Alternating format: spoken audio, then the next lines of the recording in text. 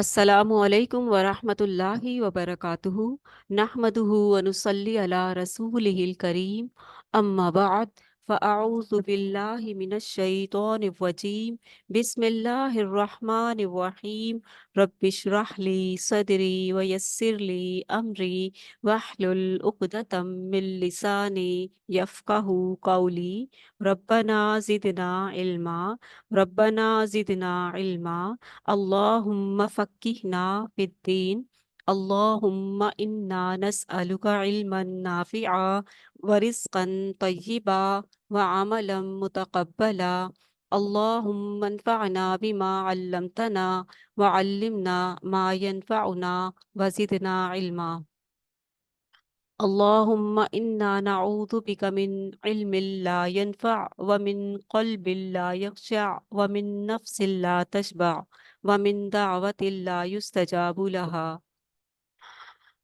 अल्लाहुम्मा अरिनल हक्का हक्कन वर्ज़ुक़ना इत्तिबाअह व अरिनल बातिला बातिलन वर्ज़ुक़ना इज्तिनाबह अल्हम्दुलिल्लाहिल्लज़ी हदाना लिहाज़ा व मा कुन्ना लिनहतदिया लौला अन हदानल्लाह अल्हम्दुलिल्लाहिल्लज़ी लहू मा फ़िस समावाति व मा फ़िल अर्द व लहुल हम्दु फ़िल आखिरह व हुवल हकीमुल खबीर फलिल्लाहि फलिल्लाहिल हम्दु रब्बिस समावाति व रब्बिल अर्दि रब्बिल आलमीन व लहुल किब्रियाउ फिस समावाति वल अर्द व हुवल अज़ीज़ुल हकीम अल्लाहु अकबर कबीरा वल्हम्दुलिल्लाहि कसीरा व सुब्हानल्लाहि बुक्रतन व असीला व सल्लल्लाहु अला सय्यिदिना मुहम्मद व अला आलिहि व सहबिहि व सल्लम तस्लीमन कसीरा अल्हम्दुलिल्लाहि हम्दन कसीरन तय्यिबन मुबारकन फ़ीह मुबारकन अलैहि कमा युहिब्बु रब्बुना व यर्दा अल्हम्दुलिल्लाहि अदद मा खलक अल्हम्दुलिल्लाहि मिल्अ मा खलक अल्हम्दुलिल्लाहि अदद मा फिस समावाति व मा फिल अर्द अल्हम्दुलिल्लाहि अदद मा अहसा किताबुहु वल्हम्दुलिल्लाहि अला मा अहसा किताबुहु वल्हम्दुलिल्लाहि अदद कुल्लि शैइन वल्हम्दुलिल्लाहि मिल्अ कुल्लि शैइन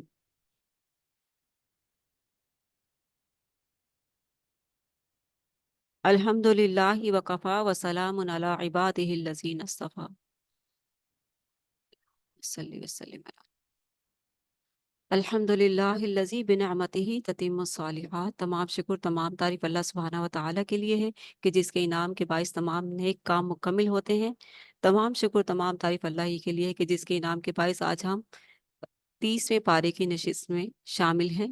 अल्हम्दुलिल्लाह इस सिलसिला शुरू हुआ, आज हम इसकी तकमील तक पहुँचे हैं। इंशाअल्लाह आज हम 30वें पारे का हाफ तक इंशाअल्लाह पार्ट 1 में करेंगे इंशाअल्लाह और फिर कल जुमा मुबारक के दिन इसको तकमील बकिया जो है उसको कंप्लीट करके तकमील और फिर दुआ करेंगे। अल्लाह सुब्हानहू व तआला हमारी इस कोशिश को कबूल फरमाए, हमारे इन इरादों में कामयाबी अता फरमाए और हमें बेहतरीन, हमें बहुत खूबसूरत इखलास अता फरमाए जिससे हमारी इस नेकी को अल्लाह ताला मकबूल फरमाए, कबूल और मंजूर फरमाए, अपने यहाँ आला मकाम अता फरमाए और लोगों को जो मकसद है इसका कि इस पाक कलाम से लोगों को सीधे रास्ते की खालिस तौहीद की हिदायत नसीब हो। ए अल्लाह इस दुआ को कबूल फरमाइए, हमारी इस कोशिश में इस चीज़ को साबित कर दीजिए, इस चीज़ को कायम कर दीजिए, इस चीज़ को कामयाबी से हमकनार फरमा दीजिए कि लोगों को सही डायरेक्शन मिल जाए, लोगों के अकीदे दुरुस्त हो जाएँ, लोगों को सही तौहीद का पता चल जाए, लोगों को सही ला इलाहा इल्लल्लाह के मायने और मफ़हूम और फिर मोहम्मद रसूलुल्लाह सल्लल्लाहु अलैहि वसल्लम की इताअत नसीब हो जाए। आमीन सुम्मा आमीन। 30वां पारा, 30वें पारे में सूरह नबा ता सूरह नास 33 मुकम्मिल सूरतें शामिल हैं।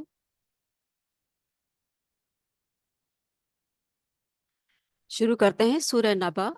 मक्की सूरत है। उन्वान है फ़ानी दुनिया और अबदी आखिरत का बयान। फरमाया अम्मा यतसाअलून अनिन नबइल अज़ीम अल्लज़ी हुम फ़ीहि मुख्तलिफ़ून कल्ला सयअलमून सुम्मा कल्ला सयअलमून। रुकू नंबर 1 का उन्वान है दुनिया की नेमतें फ़ानी हैं, सब खत्म हो जाएगा। جیسے اللہ تعالیٰ نے سورہ الرحمن میں فرمانے کل من علیہا فان ویبقى وجہ ربک ذو الجلال والاکرام۔ پہلے رکوع میں بیان کیا گیا کہ لوگ قیامت کی عظیم خبر کے حوالے سے اختلاف کر رہے ہیں، مکی صورت ہے، اور مشرکین مکہ تو بالکل قیامت پر یقین نہیں رکھتے تھے، اور اگر کچھ رکھتے بھی تھے تو اختلافات کے ساتھ اور بے یقینی کی کیفیت کے ساتھ۔ تو یہاں پر جو ہے بتایا جا رہا ہے کہ لوگ قیامت کی عظیم خبر کے حوالے سے اختلاف کر رہے ہیں، کسی کے خیال میں دوبارہ جی اٹھنا ناممکنات میں سے ہے، کوئی کہتا ہے کہ ہمارے معبود سفارش کر کے ہمیں بخشوا لیں گے۔ ہمارے معبود جو انہوں نے بزرگ بنا رکھے تھے ان کی بات ہو رہی ہے کہ ہمارے بزرگ سفارش کر کے ہمیں بخشوا لیں گے۔ کسی کا دعویٰ ہے کہ ہمیں دنیا میں مال و دولت سے نوازا گیا ہے اور قیامت میں بھی یہی انعامات ملیں گے۔ یہ تو بڑا ہی بہت ہی زیادہ ہی آ، آ، خراب گمان ہے کہ دنیا میں ملا ہے تو آخرت میں بھی مل جائے گا۔ آخرت میں تو صرف اور صرف لا الہ الا اللہ کی بنیاد پر ملے گا، اور جو موجود رسول ہیں ان کے کلمہ پڑھنے پر، جیسے کہ محمد رسول اللہ صلی اللہ علیہ وآلہ وسلم میں مکی دور ہے تو لا الہ الا اللہ محمد رسول اللہ پڑھ لینے کے بعد لا الہ الا اللہ کے تقاضے اپنی ڈائریکشن صحیح اللہ وحدہ لا شریک کی طرف کر لینا، اور محمد رسول اللہ کے اپنا صحیح عمل اطاعت نبی علیہ الصلوۃ والسلام کے مطابق کر لینا۔ ٹھیک ہے، تو یہ ہے بات کہ قرآن مجید میں آتا ہے کہ وہ لوگ جو ایمان لائے جیسے لا الہ الا اللہ، اور جنہوں نے نیک عمل کیے عمل صالحات، تو محمد رسول اللہ کی موتی فرما بردار ہو کر، یہی سیدھا راستہ ہے، یہی صحیح دین ہے، بہت آسان راستہ ہے، بہت آسان ہے اگر کوئی سمجھ لے تو، ایک رب کی طرف ڈائریکشن اور ایک نبی علیہ الصلوۃ والسلام کی اطاعت، اور کوئی تیسری چیز نہیں ہے۔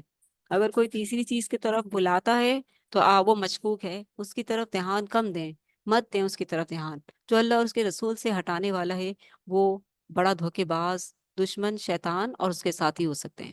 ٹھیک ہے، تو اس لیے وہ انسانوں کی صورت میں بھی ہو سکتے ہیں، بہت ہوشیار رہ کر زندگی گزاریں۔ تو مشرکین مکہ کے عقائد ہم دیکھ رہے ہیں کہ لوگ قیامت کی عظیم خبر کے حوالے سے اختلاف کر رہے ہیں۔ کون؟ یہ مشرکین مکہ، کسی کے خیال میں دوبارہ جی اٹھنا ناممکنات میں سے ہے، آج کل بھی کچھ لوگ ایسے ہی ہیں۔ کوئی کہتا ہے کہ ہمارے بزرگ سفارش کر کے ہمیں بخشوا لیں گے، تو یہ بھی ایک بالکل غلط عقیدہ ہے۔ کسی کا دعویٰ ہے کہ ہمیں دنیا میں مال و دولت سے نوازا گیا اور قیامت میں بھی یہی انعامات ملیں گے، تو بہت ہی بھونڈا عقیدہ ہے۔ جواب دیا گیا کہ اصل معاملہ کیا ہوگا، عنقریب انہیں معلوم ہو جائے گا، کہ اس کے بعد پہلے رکوع میں عنقریب انہیں معلوم ہو جائے گا، یعنی کہ جب قیامت آئے گی تو انہیں معلوم ہو جائے گا کہ اصل چیز کیا ہے۔ جب تم دنیا میں آنکھیں کھول کر جی رہے ہو، تمہیں لگتا ہے کہ تمہاری آنکھیں کھلی ہوئی ہیں، اصل میں تمہاری آنکھیں کھلی ہوئی بھی بند ہیں، تم مردہ حالت میں ہو، کفر کی حالت میں ہو۔ اگر تم ایمان لے آؤ تو تم زندہ ہو جاؤ، تمہیں زندگی نصیب ہو جائے، تمہیں نور بصیرت نصیب ہو جائے، تمہیں ایمان نصیب ہو جائے، تمہیں اللہ نصیب ہو جائے، تمہیں اللہ کی نعمتیں، اللہ کی رضا نصیب ہو جائے، تمہیں رسول اللہ صلی اللہ علیہ وسلم کی شفاعت نصیب ہو جائے اور تم جنت میں چلے جاؤ، یہی کامیابی ہے۔ لیکن تم نے تو آنکھیں بند کر رکھی ہیں، اپنے آپ کو زندہ ہوتے ہوئے بھی مردہ رکھا ہوا ہے، تو پھر تمہارا کیا ہو سکتا ہے؟ ہاں، لیکن جب تمہاری آنکھیں دنیا والوں کے سامنے بند ہوں گی تو اس وقت تمہاری آنکھیں کھل جائیں گی اور تمہیں پتہ چل جائے گا کہ ہاں تم کیا کر رہے تھے، اور تمہیں کس چیز کی طرف بلایا جا رہا تھا جسے تم رد کرتے رہے ساری زندگی، اور اندھیروں اور کفر اور موت ہی کی حالت میں رہے۔ عنقریب انہیں معلوم ہو جائے گا، یہ جو اس طرح کی باتیں کرتے ہیں، عنقریب انہیں معلوم ہو جائے گا کہ ہونا ہوگا کیا۔ یہ جو اللہ اور اس کے رسول کی دعوت کو ٹھکرا رہے ہیں، اللہ کے رسول صلی اللہ علیہ وسلم وہی سنا رہے ہیں لیکن وہ سننے سے انکار کرتے ہیں، کانوں میں انگلیاں ٹھونستے ہیں اور غل مچاتے ہیں، ایسوں کو پتہ چل جائے گا یہ دنیا کے مزے چند دن کے مزے ہیں، کر لیں جتنے چاہتے ہیں کر لیں، اور یہ اپنی قیاس آرائیاں اور اپنے گمان کر لیں جو بھی کرنا چاہتے ہیں، پتہ چل جائے گا ان کو جب وہ حقیقی دن سامنے آئے گا۔ اس کے بعد پہلے رکوع میں کئی نعمتوں کا ذکر ہے، کئی نعمتوں کا ذکر سے مراد کیا ہے؟ اللہ سبحانہ تعالیٰ بڑے پیارے انداز سے قرآن مجید کا ذکر فرماتے ہیں نا، قرآن مجید میں بہت پیارے انداز سے جب ہم اللہ سبحانہ تعالیٰ کا پاک کلام پڑھتے ہیں تو ہمیں وہ اتنا خوبصورت جو انداز ہے اللہ سبحانہ تعالیٰ کا، کہ اس انداز کو اللہ سبحانہ تعالیٰ کے علاوہ کوئی بیان نہیں کر سکتا۔ اس دور میں بڑے شاعر ہوا کرتے تھے، اور شاعر بھی جب سنتے تھے، جیسے ایک مرتبہ کسی نے سورہ کوثر خانہ کعبہ کے حرم میں جو ہے لکھ کر لٹکا دی، یا وہاں لگائی خانہ کعبہ کے پاس، تو کسی شاعر نے پڑھا تو کہنے لگے کہ یہ کسی انسان کا کلام نہیں، یہ تو بہت ہی عظیم کلام ہے۔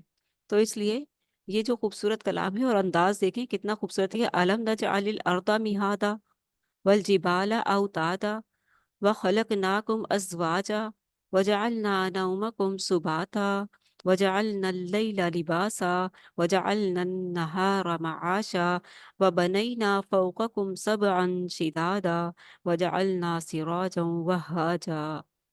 اللہ اکبر. وانزلنا من المعصرات ماء ثجاجا لنخرج به حبا ونباتا وجنات الفافا ان یوم الفصل کان میقاتا. اتنے خوبصورت الفاظ جو دل میں اتر جاتے ہیں.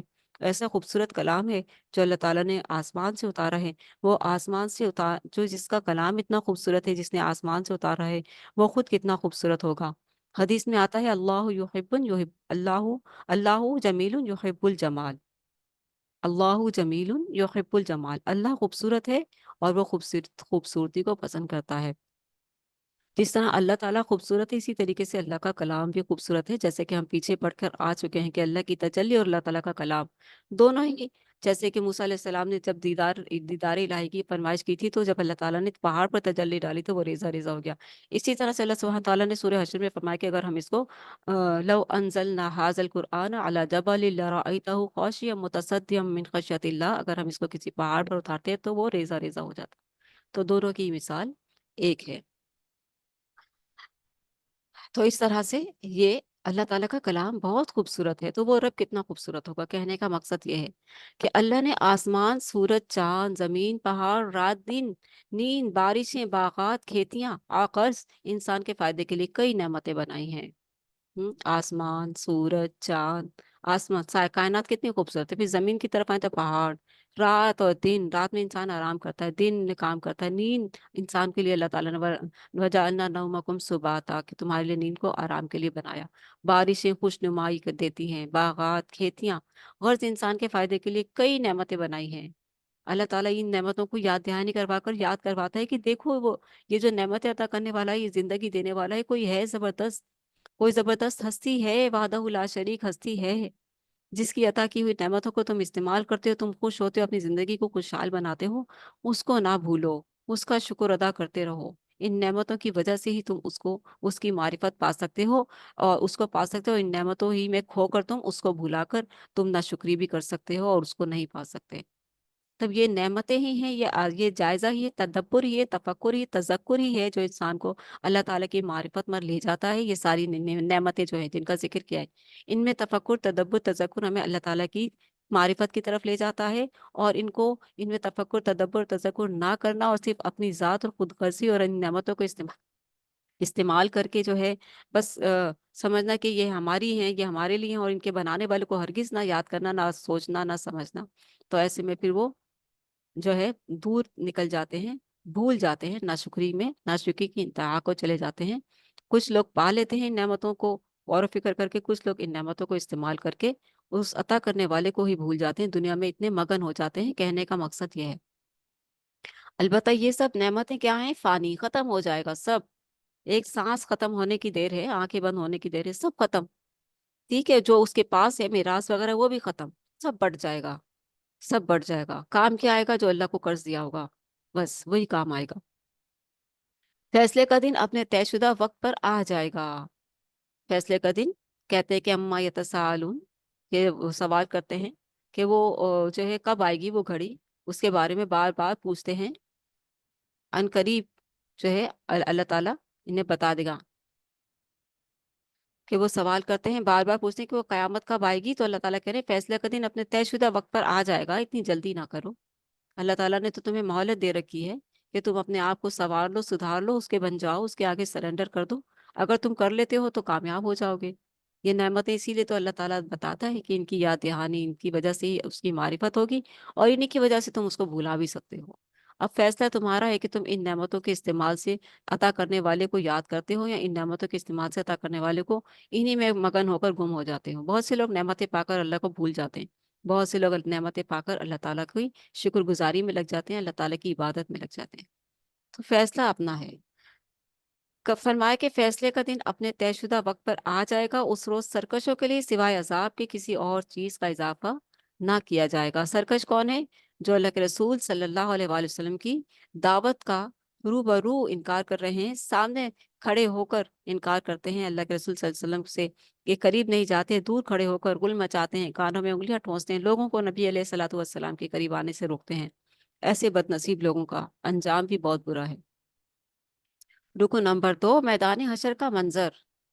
اللہ تعالیٰ جھلکیاں دکھاتے ہیں تاکہ لوگوں کو اس جھلکی سے خوف آ جائے اور وہ اپنے آپ کو درست کر لیں، اپنے رب کو پہچان لیں اور اپنے رب کے آگے سرنڈر کر دیں، اپنے رب کو پہچان کر اس کو مان لیں کہ یا اللہ میں تیرا بندہ ہوں، تو میرا رب، لا الہ الا اللہ محمد رسول اللہ، میں نے دل سے پڑھ لیا میرے مولا، اب تو مجھے اس پر قائم کر دے، اس پر قائم کر دے، میری حفاظت فرما اس بڑے دھوکے باز سے، میرا عقیدہ بھی درست فرما، میری اطاعت بھی درست فرما دے، کہ میرا عقیدہ تیری منشا کے مطابق ہو جائے، تیری رضا کے مطابق ہو جائے، تیری محبت کے مطابق ہو جائے،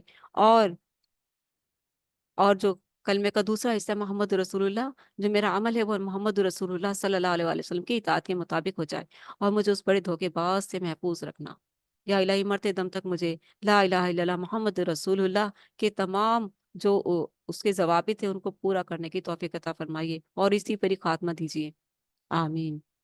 یہ دعا صبح شام پانچوں وقت کی نماز میں کرنے کی ہے، کیونکہ وہ بڑا دھوکے باز ہر وقت آپ کی ٹانگ کھینچنے کے لیے کھڑا ہوا ہے، آپ کو بہکانے پھسلانے کے لیے کھڑا ہوا ہے، کہیں تکبر ڈالنے کے لیے کھڑا ہوا ہے کہ تم تو بڑی نیک بیوی بن گئی ہو، بڑے کام کر رہی ہو، اب تو تم بہت پہنچ گئے، اب تو تمہاری بخشش ہو جائے گی، اب تو تم بخشائی ہو، اب تو تم، یعنی کہ ایسے ایسے وسوسے بھی ڈالنا کہ اب تو تم بہت مقام پا گئی ہو، معاشرے میں تمہاری واہ واہ ہو رہی ہے، یہ ساری باتیں، یہ ساری چیزیں شیطانی ہیں، ان چیزوں سے بچنا ہے، ان سے بچنے کے لیے اللہ تعالیٰ سے ہر نماز میں یہی دعا کریں کہ یا اللہ، لا الہ الا اللہ محمد رسول اللہ، جو ہم نے پڑھا ہے مجھے اس دائرے میں محفوظ رکھ، مجھے اس پر مطیع فرما بردار رکھ، اور مجھے اسی پر ایمان کی موت عطا فرمانا، اپنے حفظ و امان میں رکھ اس بڑے دھوکے باز سے۔ میدان حشر کا منظر۔ دوسرے رکوع میں بشارت دی گئی کہ روز قیامت متقیوں کو ان کی نیکیوں کے حساب سے پورا پورا اجر مل جائے گا، پورا پورا اجر مل جائے گا۔ کتنے خوش نصیب ہیں نا وہ لوگ جن کو، متقیوں کو پورا پورا اجر مل جائے گا، اور اللہ تعالیٰ اس دن متقیوں کی خوب مہمانی فرمائے گا۔ کتنا خوبصورت دن ہوگا وہ، کتنی پیاری جب، کتنا پیارا وقت ہوگا نا وہ۔ متقی تو اس انتظار میں دنیا میں زندگی گزارتا ہے، متقی پرہیزگار اسی امید کے ساتھ، اسی انتظار میں زندگی گزارتا ہے کہ میرے رب سے میری ملاقات ہوگی، تو وہ کیسی خوبصورت ملاقات ہوگی۔ فرمایا ان للمتقین مفازا، پرہیزگاروں کے لیے یقیناً کامیابی کا ایک مقام ہے۔ حدائق، حدائق و اعنابا، باغات اور انگور، کس طرح سے، سبحان اللہ، و کواعب اترابا، نوجوان ہم عمر عورتیں، کتنی خوبصورت وہاں سے وہاں نعمتیں ملیں گی، وقع اسندھاقہ، اور چھلکتے ہوئے جام، سبحان اللہ۔ اللہ سبحانہ تعالیٰ کا انداز دیکھیں، یہ صورت مجھے اتنی پسند ہے، اس کے الفاظ اتنے پیارے ہیں۔ اور پھر میدان حشر کا منظر، اور جو آخر میں آتی ہے نا حسرت، یا وہ جو کہتا ہے کہ جو ہے کاش میں مٹی ہوتا، کاش میں مٹی ہوتا، اور اتنے حسرت سے کہتا ہے کافر، کہے گا اس دن، تو وہ جو حسرت ہے نا وہ بھی ایک دم سے ہلا دینے والی حسرت ہوتی ہے، کہ جب وہ آیت آتی ہے تو ایک دم سے انسان ہل جاتا ہے، لیکن اوپر جو خوبصورت خوشخبری آتی ہے، اور وہ کہے گا کہ انا انذرناکم عذابا قریبا، قریبا یوم ینظر المرء ما قدمت یداہ ویقول الکافر یا لیتنی کنت ترابا، اور کافر کہے گا کہ کاش میں مٹی ہوتا، کاش کہ میں مٹی ہوتا، اللہ اکبر، نعوذ باللہ۔ تو اللہ تعالیٰ ایسی حسرتوں سے محفوظ فرمائے۔ کہ دوسرے رکوع میں بشارت دی گئی کہ روز قیامت متقیوں کو ان کی نیکیوں کے حساب سے پورا پورا انعام مل جائے گا۔ اس کے بعد ارشاد ہوا کہ میدان حشر میں تمام انسان اور فرشتے صف باندھے اللہ کے سامنے عاجزی کے ساتھ کھڑے ہوں گے۔ کیسا منظر ہوگا نا وہ، امیجن تو کریں۔ بچپن میں ہم نے اسکولوں میں صفیں بنائی ہوئی ہیں نا، وہ صف سامنے میڈم اور ٹیچرز کھڑی ہوئی ہیں، اور ایک طرف جو ہے اسٹوڈنٹس میں سے ہی لڑکیاں جو ہیں وہ تلاوت کرتی ہیں، اور پھر اس کے بعد ترانہ پڑھاتی ہیں، صف میں کھڑے ہوتے ہیں نا، سب نیچے دیکھ رہے ہوتے ہیں، ہاتھ باندھے ہوئے ہوتے ہیں۔ ایک وہ چھوٹا سا منظر، چھوٹی سی جھلک ہے، لیکن وہ بڑی صف کیسی ہوگی، وہ بڑی صف بندی کیسی ہوگی، وہ حشر کا میدان کیسا ہوگا۔ اللہ کے سامنے اس دن عاجزی کے ساتھ کھڑے ہوں گے سب، سب کافر منافق، مومن کافر منافق سب، मोमिन हशाश बशाश होगा उस दिन, रब से मुलाकात मिल रही है, रब से मुलाकात का दिन आ गया, रब से मुलाकात का दिन आ गया, अल्हम्दुलिल्लाह अल्हम्दुलिल्लाह, खुश हो रहे होंगे, खुशियां मना रहे होंगे, मुतमईन होंगे ना। अल्लाह ताला ने दुनिया में ही कह दिया, ला खौफुन अलैहिम वला हुम याहज़नून, उन पर ना कोई खौफ होगा ना वो गमज़दा होंगे। दुनिया और आखिरत में दोनों के लिए है ये, ना वो दुनिया में किसी गम में मुब्तला होंगे, ना उन्हें आखिरत का कोई खौफ होगा। वो हशाश बशाश रब की मुलाकात के लिए, रब से मुलाकात के लिए बेचैन होंगे और खुशियां मना रहे होंगे। वो मुत्तकी, अल्लाह ताला हम सबको उन खुशियां मनाने वाले मुत्तकियों की सफ में शामिल फरमाए, आमीन। अल्लाह के सामने उस रोज सब आजीजी से खड़े होंगे, किसी को अल्लाह के सामने बात करने की हिम्मत ना होगी। जो भी बोलेगा अल्लाह के हुक्म से बोलेगा और अल्लाह के सामने किसी की बेजा सिफारिश ना करेगा। अल्लाह और अल्लाह के सामने किसी की बेजा सिफारिश ना करेगा। कोई अल्लाह के हुक्म के बगैर बोल ही नहीं सकता, तो सिफारिश क्या करेगा। बदनसीब कार बदनसीब काफिर नामा आमाल में अपने तमाम से आमाल देखेगा और हसरत से कहेगा कि काश मैं इंसान नहीं मट्टी होता और इस बुरे अंजाम से दो चार ना होता। क्योंकि वो जो काफिर है, जो मुशरिकीन मक्का हैं, वो तो खुद को मुसलमान कहते हैं। किसी का अकीदा आखिरत भी है। ऊपर हमने पढ़ा है ना कि कयामत को कहीं ना कहीं शुकूक को शुबहात में सही, लेकिन मानते हैं कुछ ना कुछ। कुछ तो बिल्कुल ही नहीं मानते, कुछ कहीं ना कहीं कोई ना कोई चीज कयामत के हवाले से रखते हैं दिमाग में। और खाने काबा की जो है वो सफाई सुथराई, हाजियों की खिदमत कौन करता है? कौन करता है? ये वो काफिर हैं जो अल्लाह को भी मानते थे और इन्होंने बुजुर्गों को भी बना रखा था। ये वो काफिर, ये वो बदनसीब हैं जो अल्लाह को भी मानते हैं और अल्लाह के साथ और पहुंची हुई हस्तियों को भी मदद के लिए और सिफारिश के लिए पुकारते हैं अल्लाह से। अल्लाह के यहाँ सिफारिश ही बनाकर पुकारा जाता है ना दुनिया में, फलां बुजुर्ग के वास्ते वसीले देकर पुकारा जाता है ना, उसके मजार पर जाकर भी कि हम आपके दर पर आ गए हैं, हमें अल्लाह से लेकर दे दीजिए। ये शिर्क ही तो है, और क्या है। यही अकीदा था उनका भी, मुशरिकीन मक्का का भी। जब भी तो कहते थे हम इनको छोड़ नहीं सकते।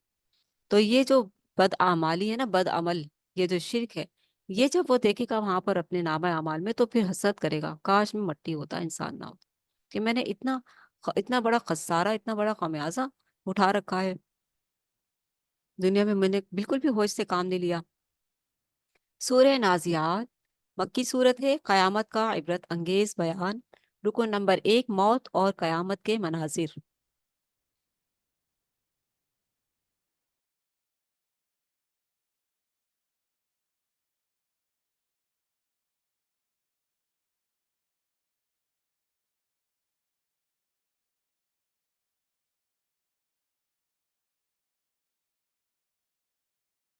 पहले रुकू में खबरदार किया गया कि मौत के वक्त दुनियादार आदमी की जान बड़ी मुश्किल से निकलती है।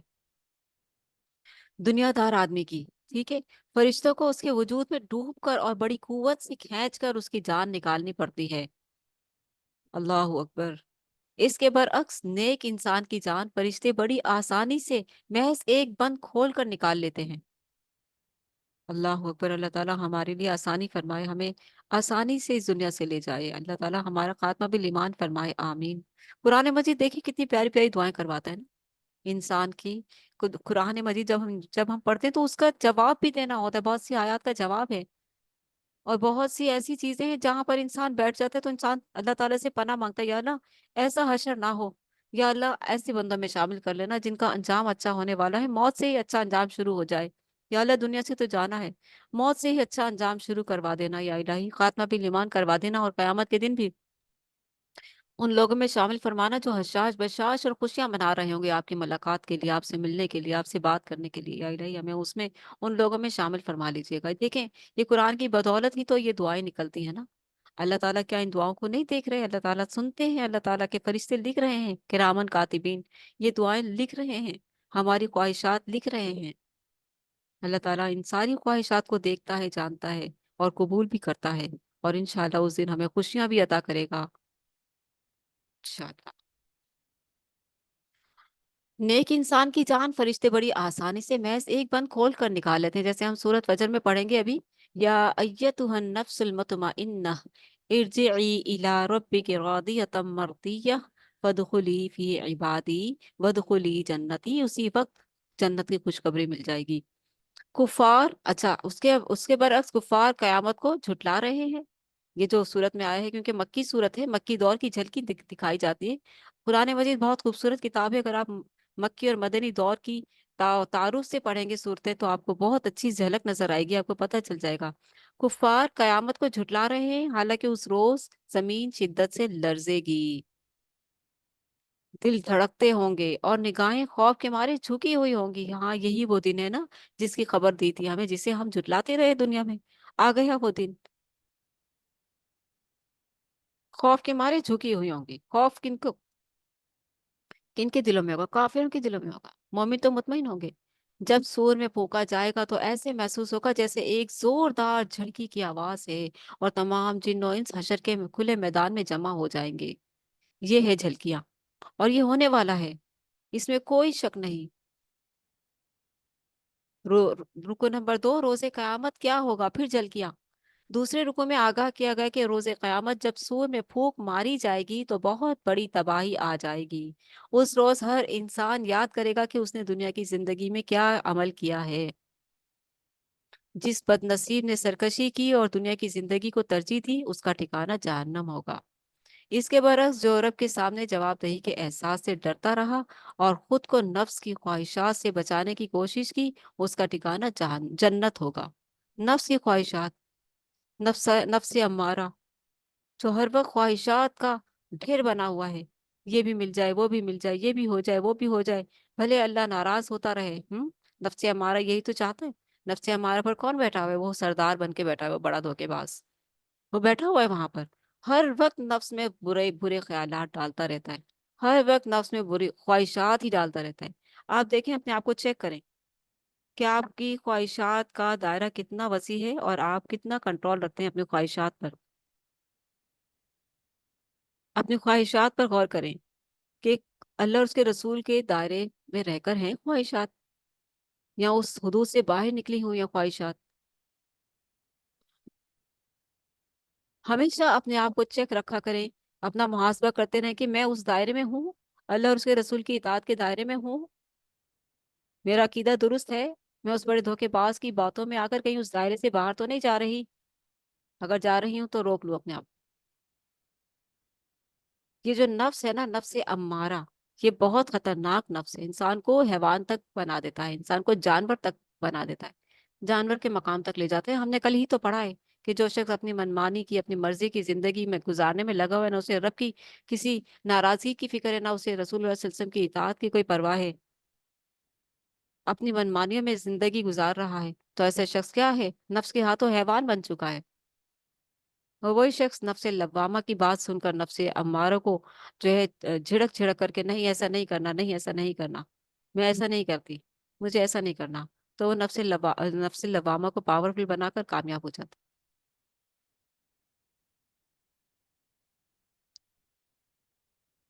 جو اس دن رب کے سامنے جواب دہی کے احساس سے ڈرتا رہا اور خود کو نفس کی خواہشات سے بچانے کی کوشش کی، نفس کی خواہشات سے بچانے کی کوشش کی، اس کا ٹھکانہ جنت ہوگا۔ کیونکہ دنیا میں انسان ایک ایک جو ہے ذمہ داری کے ساتھ زندگی گزارنے آیا ہے۔ اس نے اللہ کو، سب سے پہلے اللہ کو راضی کرنا ہے، اللہ کا مطیع فرما بردار ہونا ہے، اپنی ڈائریکشن درست کر کے، اللہ وحدہ لا شریک کے ساتھ اپنا بہترین تعلق قائم کرنا ہے۔ اس کے لیے اسے کوشش کرنی ہے، جدوجہد کرنی ہے، رب تعالیٰ کی محبت کے، رب تعالیٰ کی رضا کے کام کرنے ہیں۔ اور وہ کام کرنے کا طریقہ کس سے ملے گا؟ نبی علیہ الصلوۃ والسلام کی سیرت مبارکہ سے ملے گا۔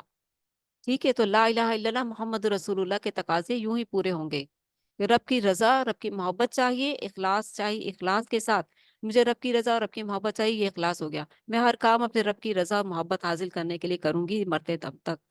اور کس کی اطاعت میں؟ نبی علیہ الصلوۃ والسلام کی اطاعت میں۔ جیسے میرے نبی صلی اللہ علیہ وسلم نے جو جو عمل کیا ہے میں ویسے ہی کروں گی، نہ ذرہ برابر پیچھے ہٹوں گی، نہ ذرہ برابر آگے۔ ٹھیک ہے، آگے نکلنے میں بدعت آ جائے گی، پیچھے ہٹنے میں عمل میں کمی ہو جائے گی۔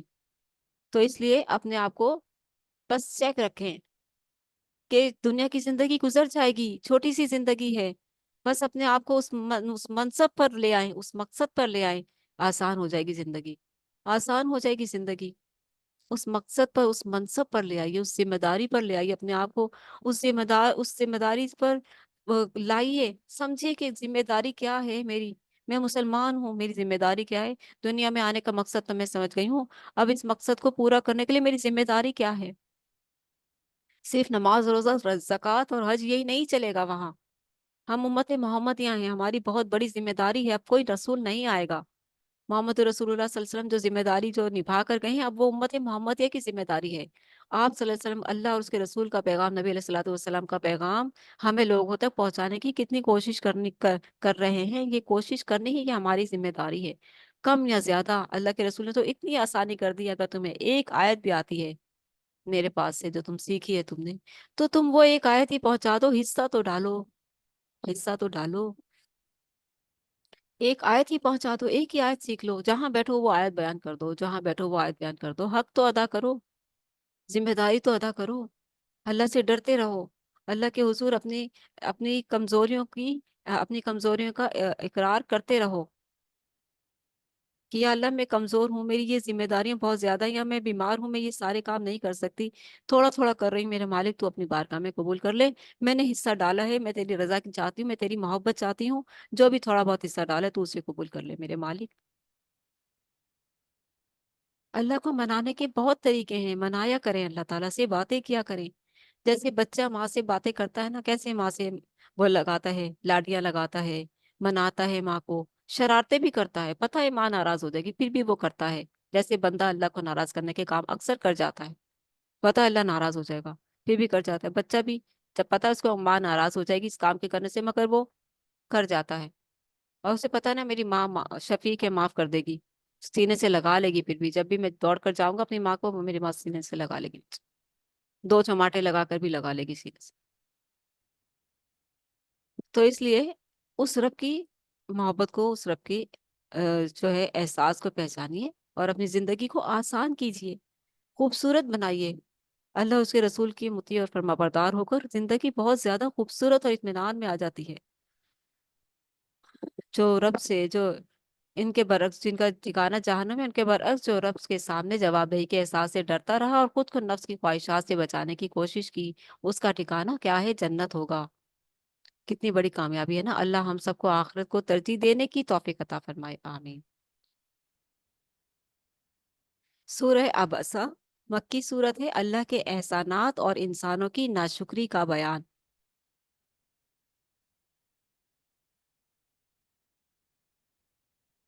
اس سورہ مبارکہ میں ایک واقعہ بیان ہوا ہے، ایک بار نبی علیہ الصلوۃ والسلام سرداران قریش کو دعوت دے رہے تھے، سردار پہلے تو اول تو آتے ہی نہیں تھے، بات سننا پسند ہی نہیں کرتے تھے، بڑا گھمنڈ تھا، بڑا تکبر تھا، پھر اللہ کے رسول صلی اللہ علیہ وسلم صادق اور امین ہونے کے حوالے سے، اور پھر اما خدیجہ کے ساتھ شادی ہو جانے کے بعد آپ کی جو ویلیو تھی، کیونکہ وہ ایک امیر امیر خاتون تھیں، ان کے ساتھ جب آپ سے رشتہ ازدواج میں منسلک ہوئے، ملے، تو جو ہے آپ کی جو ویلیو تھی، آپ کی جو عزت تھی، مقام اور مرتبہ تھا، اور بڑھ گیا، آپ کے اخلاق اور صادق اور امین ہونے کی حیثیت سے تو تھا، لیکن جب اما خدیجہ سے آپ کا نکاح ہوا تو اور زیادہ بڑھ گیا۔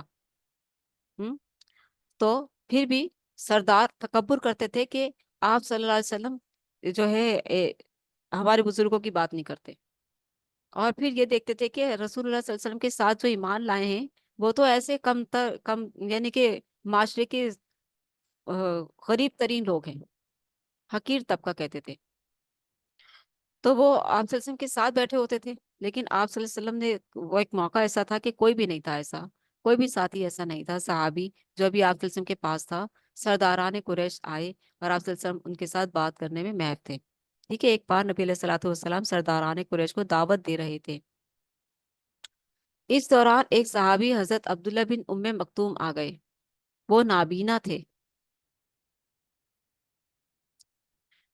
سردار جو ہے اسی وجہ سے نہیں آتے تھے کہ یہ سارے آپ کے پاس بیٹھے ہوتے ہیں، ہم بڑے پہنچے ہوئے، ہم بڑے وہ ہیں مالدار، اور ہمارا اسٹیٹس اور ہے، ہم ان غریبوں فقیروں کے ساتھ نہیں بیٹھ سکتے، ان کا یہ تکبر تھا، تو اس وقت موقع تھا، کوئی نہیں تھا، اور پھر بھی وہ جو صحابی جو تھے وہ کسی مسئلے کے تحت آپ صلی اللہ علیہ وسلم کی مجلس میں آ گئے، کیونکہ آپ صلی اللہ علیہ وسلم کی مجلس میں آنے کا کوئی وقت نہیں تھا، صحابہ کرام ہر وقت آپ کے ساتھ بیٹھے رہنے کو پسند کرتے تھے، کیونکہ آپ کی شخصیت اتنی خوبصورت تھی، وہ نابینا تھے جو صحابی آئے تھے، اور نہیں دیکھ سکتے تھے کہ آپ صلی اللہ علیہ وآلہ وسلم کن لوگوں سے محو گفتگو ہیں، انہوں نے آپ صلی اللہ علیہ وآلہ وسلم کو اپنی طرف متوجہ کیا۔ آپ صلی اللہ علیہ وآلہ وسلم کو اندیشہ محسوس ہوا کہ اب سردار میری بات نہیں سنیں گے، کیونکہ وہ اپنی محفل میں کسی مفلس صحابی کی آمد کو پسند نہیں کرتے تھے۔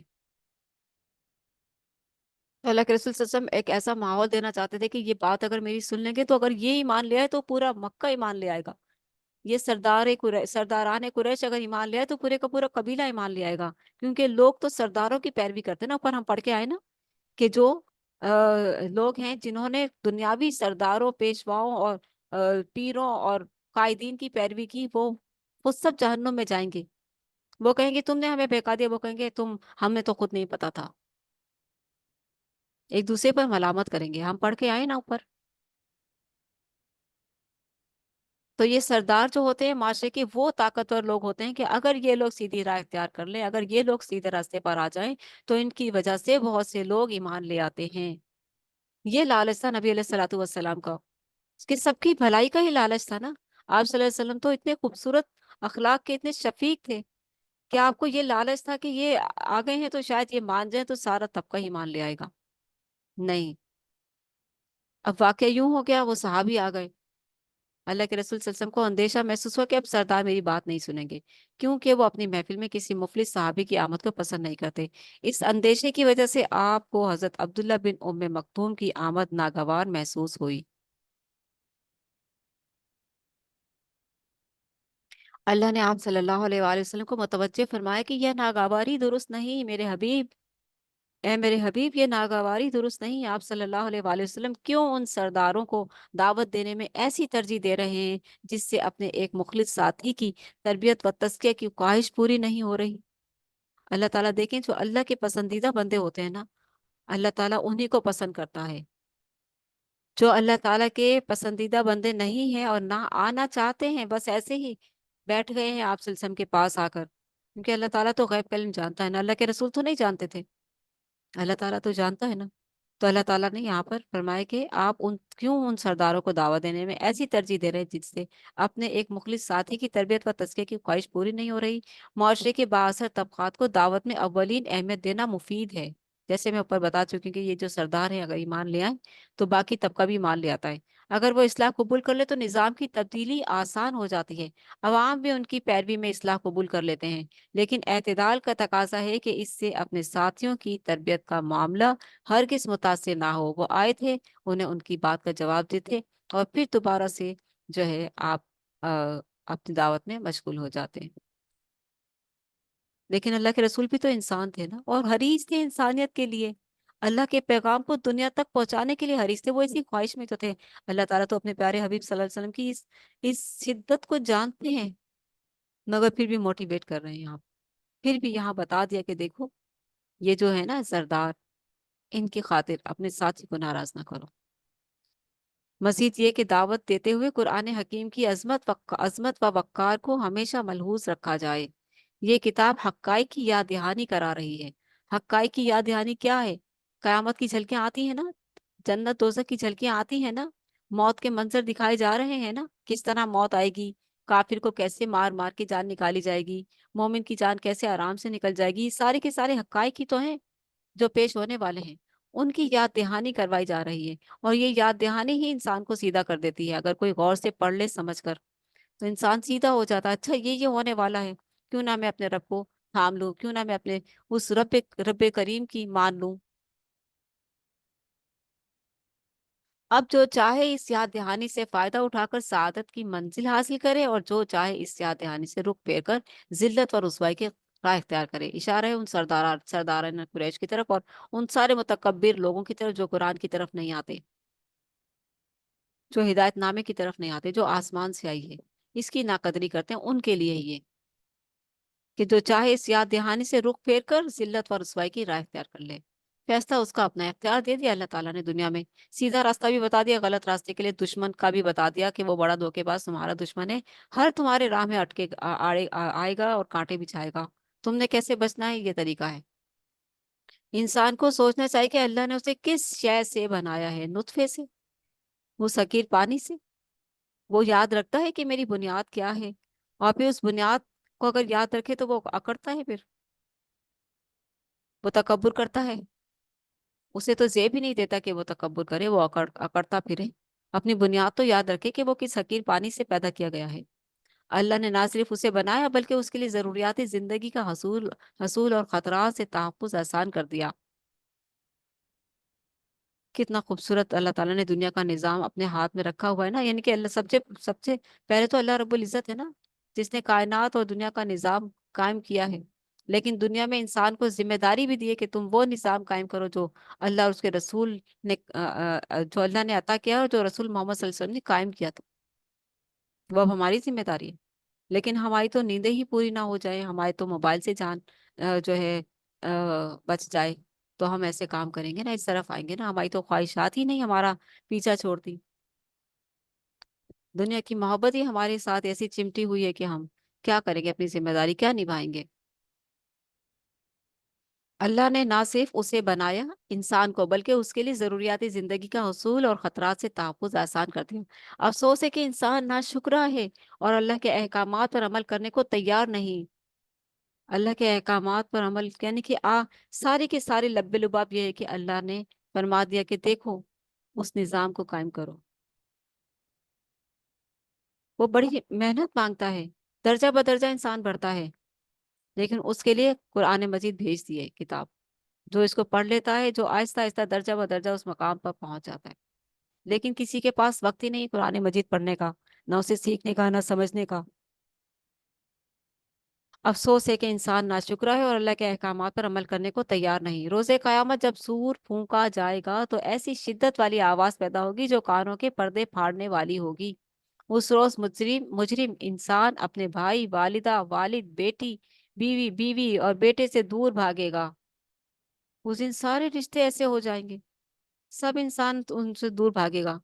دنیا میں ان کے لیے مرا جا رہا ہے لیکن آخرت میں ان سے بھاگے گا۔ لیکن وہ کون ہوں گے؟ وہ نیک نہیں ہوں گے۔ نیک لوگ تو اس دن بہت مطمئن ہوں گے۔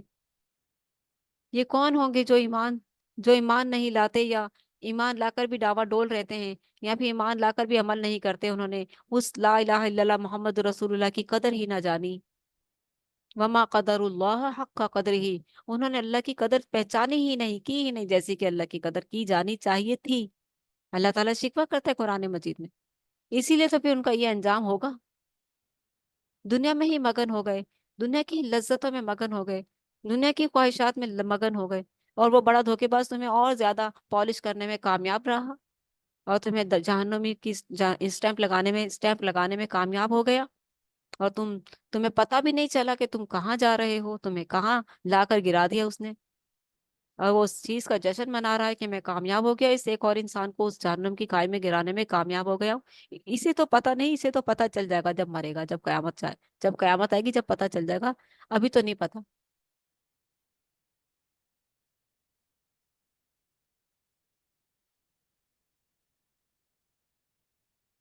ہر کوئی اس دن بھاگ رہا ہوگا، یعنی کہ وہ جو ایمان والے نہیں ہیں، ٹھیک ہے، جو کافر ہیں، جو اپنی منمانیاں کرتے ہیں، جو مسلمان کا نام کا لیبل تو لگا لیتے ہیں لیکن وہ ویسے عمل نہیں کرتے، وہ سب کے سب ایسی پریشانی میں مبتلا ہوں گے۔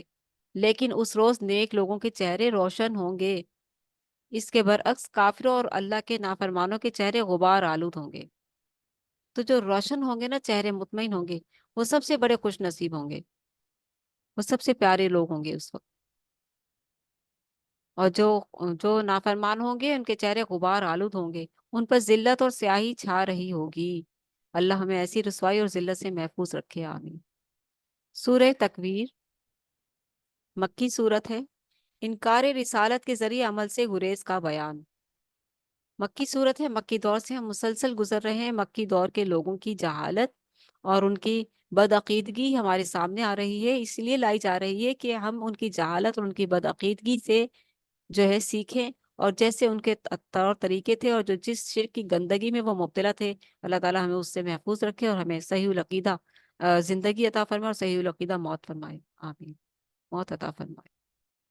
اس سورہ مبارکہ میں بیان کیا گیا کہ روز قیامت سورج کی بساط لپیٹ دی جائے گی، اللہ اکبر، ستارے ماند پڑ جائیں گے۔ ظاہر ہے جب سورج کی روشنی ختم ہوگی تو چاند اور سورج خود بخود ہی مان پڑ جائیں گے۔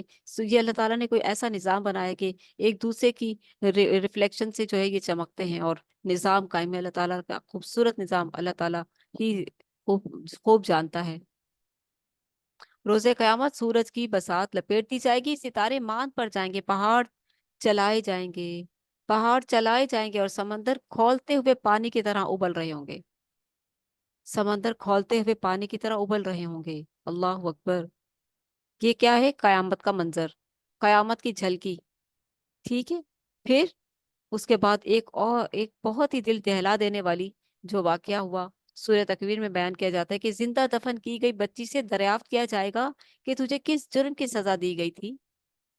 اللہ اکبر! یہ وہ بچی جس کا ذکر اللہ تعالیٰ نے قرآن مجید میں فرمایا ہے، اور اس طرح کئی بچیاں دفن کی گئیں۔ اس دور میں تو بچی پیدا ہوتے ہی جس سے ابھی ہوش بھی نہیں ہوتا تھا اسے دفن کر دیا جاتا تھا، وہیں گھٹ کر مر جاتی تھی۔ یہ جو بچی دفن کی گئی تھی، یہ بچی سمجھدار تھی، 7-8 سال کی تھی، 5-6 سال کی تھی، جس کے والد جو ہے کہیں گئے ہوئے تھے، اور وہ پڑوسی کو جو ہے سے محبت کرتی تھی، اور والد کی تمنا میں رہتی تھی۔ اور جب والد آیا 2-3 سال 4 سال کے بعد، اور دیکھا کہ یہ بچی پیدا ہوئی تھی اس کے ہاں، میری بیوی کے ہاں، اچھا اب یہ تو مجھے مارنی پڑے گی، اس کو تو دفنانا ہے، ہمارے یہاں تو ریت روایت ہی یہی چل رہے ہیں کہ میں نے اس کو دفنانا ہے، نہیں دفنایا تو مجھ پر تو کالک پڑ جائے گی۔ اور بچی کو پتا چلا کہ میرا باپ ہے، بچی باپ کی محبت میں تڑپتی جا رہی ہے، باپ بابا بابا کر رہی ہے، تڑپ رہی ہے، چپک رہی ہے بابا سے، پیار کر رہی ہے بابا کو، یہ میرے بابا ہیں، بابا بابا۔ اور باپ نفرت سے دیکھ رہا ہے کہ اس کو اب میں جب کب لے جاؤں اور اس کو دفنا دوں۔ تو وہی ہوا، لے گیا وہ سفاک باپ بیٹی کو، اور بچی بھی اس کے ساتھ ساتھ مٹی کھود رہی ہے، اسے نہیں پتا کہ مجھے اسی میں دفنانا ہے، میرے باپ نے باپ کے ساتھ چھوٹے چھوٹے ہاتھوں سے مٹی کھود رہی ہے۔ میرا بابا کر رہی ہے یہ کام، میں بھی کرتی ہوں بابا کے ساتھ، میں اپنے بابا کا ہاتھ بٹاتی ہوں۔ اس بچی کے جذبات تو دیکھیں، اور اس بابا نے، سفاک باپ نے اس بیٹی کو اسی قبر میں دفنا دیا۔ اس کا سوال پوچھا جائے گا، وہ بچی سمجھدار ہو چکی تھی، وہ بچیاں جو پیدا ہوتے ہی دفنا دی جاتی تھی ان کو کیا پتا، مگر وہ بھی گھٹ کر مرتی تو تھی نا اذیت سے۔ لیکن وہ بچی جو دیکھ رہی ہے، بابا بابا کر رہی ہے، اور بچی پکار رہی ہے، اور اس بابا کو، اس باپ کو بالکل ترس نہیں آیا۔ زندہ دفن کی گئی بچی سے دریافت کیا جائے گا کہ تجھے کس جرم کی سزا دی گئی تھی۔ جہنم کی آگ کو خوب دہکایا جائے گا، جنت کو آراستہ کر کے قریب لے آیا جائے گا، اور پھر ان لوگوں کو کتنی سخت سزا دی جائے گی نا، جن کے یوں جنہوں نے اپنی بچیوں کو یوں دفن کیا، یوں مارا، یا جو مائیں آج کل کی جو مائیں ہیں وہ بچی پیدا نہیں کرنا چاہتی تو جا کر ابورٹ کروا کر آ جاتی ہیں، پتہ بھی نہیں چلنے دیتی، یا جو پریگننٹ ہوتی ہیں اور ابھی چاہتی نہیں کہ بچہ ہو، چلی جاتی ہیں، ان کیسی کیسی نڈر ہیں یہ لوگ، کیسے قاتل ہیں۔ آج کل کی بھی مائیں قاتل ہیں، آج کل کے ماں باپ بھی قاتل ہیں، جو ایسی حرکتیں کرتے ہیں، آپس میں مشورہ کرتے ہیں اور بغیر کسی کو بتائے چلے جاتے ہیں، اور آپریشن اور ابورٹ کروا کر آ جاتے ہیں بچوں کو۔ اس میں سانس آتی ہے تو پتہ چلتا ہے نا کہ بچہ ہے، پیگننسی ہے، تو جب اس کو ضائع کرواتے ہیں تو وہ قتل ہی ہوتا ہے، اور کیا ہوتا ہے۔ تو اللہ تعالیٰ پوچھ لے گا اس دن پھر، کس کس نے ایسے گناہوں جرم کیے ہوئے ہیں، جنہوں نے، جو زندہ ہیں، جنہوں نے یہ جرم کیا ہے، جو اس جرم کا ارتکاب کر چکے ہیں، وہ اگر سچے دل سے توبہ کر لیں گے تو اللہ تعالیٰ ان کو معاف کر دے گا، معاف کر دے گا، معافی مانگ لیں، اگر کسی سے ایسا کوئی غلط گناہ ہو چکا ہے نادانی میں تو معافی مانگ لیں، معافی مانگنے پر ہر گناہ معاف ہو جائے گا دنیا کی زندگی میں۔ جہنم کی آگ کو خوب دہکایا جائے گا، کن کے لیے؟ ایسے ظالموں قاتلوں کے لیے ہی تو دہکایا جائے گا جو اپنی اولادوں کو قتل کرتے ہیں۔ جنت کو آراستہ کر کے قریب لے آیا جائے گا ہر متقی کے لیے۔ اس روز ہر انسان دیکھ لے گا کہ وہ کیا اعمال اللہ کے سامنے پیش کرنے کے لیے لایا ہے۔ مزید ارشاد ہوا کہ قرآن کریم اللہ کا کلام ہے، جسے اللہ کے مقرب فرشتے حضرت جبرائیل علیہ السلام نے نبی علیہ الصلوۃ والسلام کے قلب مبارک پر نازل کیا ہے۔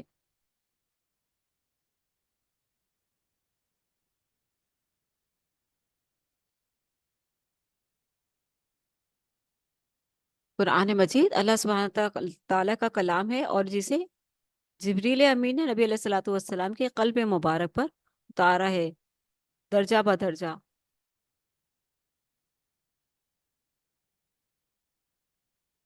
اللہ اکبر۔ فرمایا انہ لقول رسول کریم ذی قوت عند ذی العرش مکین مطاع ثم امین وما صاحبکم بمجنون۔ اللہ اکبر۔ وَلَقَدْ رَآهُ بِالْأُفُقِ الْمُبِينِ۔ یہ کون تھے؟ جبریل امین، جن کو اللہ کے رسول صلی اللہ علیہ وسلم نے اپنے ہوش میں 2 مرتبہ مکمل ان کی آب و تاب سے دیکھا ہے۔ جبریل امین کو وہی لے کر آتے تھے نا، وہی کی بھی کئی صورتیں ہوا کرتی تھی، اور کس کس طریقے سے آتی تھی وہی، لیکن 2 مرتبہ اللہ کے رسول نے جبریل امین کو اپنی آنکھوں سے دیکھا ہے۔ کہ قرآن کریم اللہ کا کلام ہے، جسے اللہ کے مقرب فرشتے حضرت جبریل امین علیہ السلام نے نبی علیہ الصلوۃ والسلام کے قلب مبارک پر نازل کیا ہے۔ حضرت جبرائیل علیہ السلام رسول ملک ہیں، فرشتوں کے رسول ہیں، اور نبی علیہ الصلوۃ والسلام رسول بشر ہیں، انسانوں کے رسول ہیں۔ نبی علیہ الصلوۃ والسلام ہرگز مجنون نہیں ہیں، آپ ہرگز مجنون نہیں ہیں۔ آپ پر تو آسمان سے وہ خوبصورت کلام اتر رہا ہے، جسے پا کر ہر انسان روشنی حاصل کرتا ہے، ہر انسان علم حاصل کرتا ہے، ہر انسان ایمان حاصل کرتا ہے، ہر انسان نور بصیرت مل جاتی ہے اس انسان کو، وہ خوبصورت ہو جاتا ہے۔ آپ پر تو وہ کلام اترا جو انسان کو ہر لحاظ سے خوبصورت اور مطمئن بنا دیتا ہے۔ جو کوئی اس کو پڑھ لیتا ہے، جو کوئی اس کو سمجھ لیتا ہے، جو کوئی اس کے مطابق اپنے آپ کو ڈھال لیتا ہے، وہ ایک خوبصورت حسین انسان بن جاتا ہے۔ اسے بہت پیارا نور ملتا ہے، اسے اس کا دل منور ہو جاتا ہے، اسے نگاہ بصیرت ملتی ہے، اسے نور بصیرت ملتی ہے، وہ اتنا خوبصورت انسان بن جاتا ہے جس کے پاس یہ پاک کلام آ جاتا ہے۔ ٹھیک ہے، تو فرمایا کہ نبی علیہ الصلوۃ والسلام ہرگز مجنون نہیں ہے، ان پر تو کلام پاک اتر رہا ہے، وہ تو ایک بہت خوبصورت انسان ہے، بہت پیارے انسان ہے، جنہیں اللہ تعالیٰ نے اس پاک کلام، اس خوبصورت ذمہ داری کے لیے چنا ہے، ایک بھاری ذمہ داری کے لیے چنا ہے، اور خوبصورت کلام اتارا ہے، بلکہ انہوں نے اپنی آنکھوں سے رسول ملک کو اصل ملکوتی صورت میں واضح افق پر دیکھا ہے۔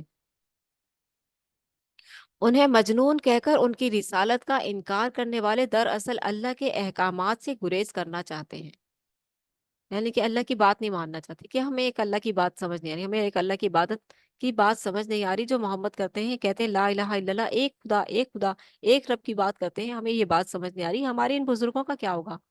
ہم ان کو کیسے ناراض کر سکتے ہیں؟ اگر ہم نے ایک رب کی بات مان لی، محمد کی بات مان لی، صلی اللہ علیہ وسلم کی بات مان لی، تو پھر یہ بزرگ ہمارے ناراض ہو جائیں گے، اور پھر بلائیں اتریں گی ہم پر۔ وہ ان بلاؤں سے ڈرتے تھے، وہ ان دنیا کی ٹھیکیداری ختم ہو جانے سے ڈرتے تھے، دنیا کی اجارہ داری ختم ہونے سے ڈرتے تھے، مکہ کی جو اجارہ دار بنے ہوئے تھے اس ٹھیکے داری کی ختم ہونے سے ڈرتے تھے، کہ دنیا نہ ختم ہو جائے، ان کی دنیا کی پرواہ تھی، آخرت کی پرواہ نہیں تھی، کیونکہ آخرت پر تو یقین ہی نہیں تھا، اس میں تو انہیں شک تھا، شکوک و شبہات تھے۔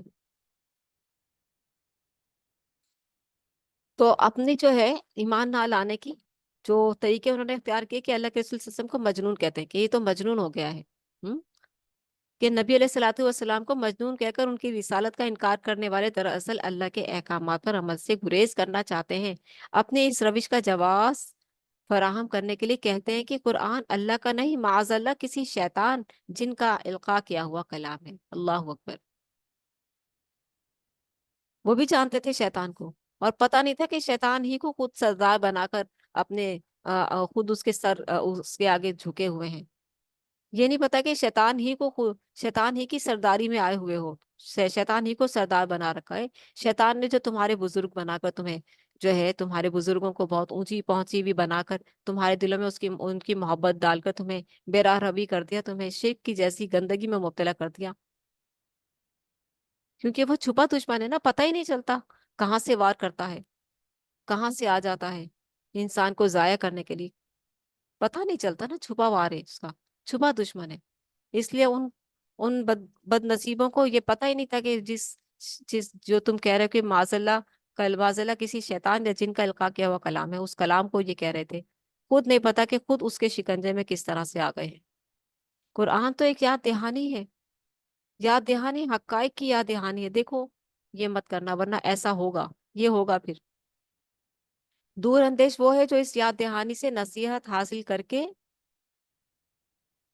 सीधे रास्ते को इख्तियार कर ले। दूर अंदेश वो है। अल्लाह ताला हम सबको कुरान मजीद की कदर करने की तौफीक अता फरमाए, आमीन। सूरह इन्फितार मक्की सूरत है। इनकार जजा व सजा के जरिए अमल से गुरेज का बयान। ये सूरह मुबारक आगाह कर रही है कि रोज़े क़यामत आसमान फट जाएगा, सितारे बिखर जाएंगे, समंदर अपनी हदूद से निकलकर बहना शुरू कर देंगे। अल्लाह अकबर, समंदर अपनी हदूद से निकलकर बहना शुरू कर देंगे। अभी तो अपनी हदूद में है ना, लहर आती है और फिर वापस लौट जाती है, लहरें आती है और वापस लौट जाती है, अपनी हुदूद से बाहर नहीं निकलता। अल्लाह ताला की कितनी बड़ी कुदरत समंदर से पता चलती है। आप देखें, अगर आपके इलाकों में समंदर है और आप समंदर गए हैं कभी, तो उन लहरों को देखें किस तरह से अपनी हुदूद पर आती हैं और उस हुदूद को और उन हुदूद को क्रॉस नहीं करती। लेकिन कयामत एक ऐसा दिन होगा जिस दिन सारी चीजें बेइख्तियार हो जाएंगी, अपनी हुदूद से बाहर हो जाएंगी। अभी तो सब जो निजाम है चल रहा है ना, लेकिन उस दिन तो होना ही है ना, फिर सब खत्म, दरहम बरहम।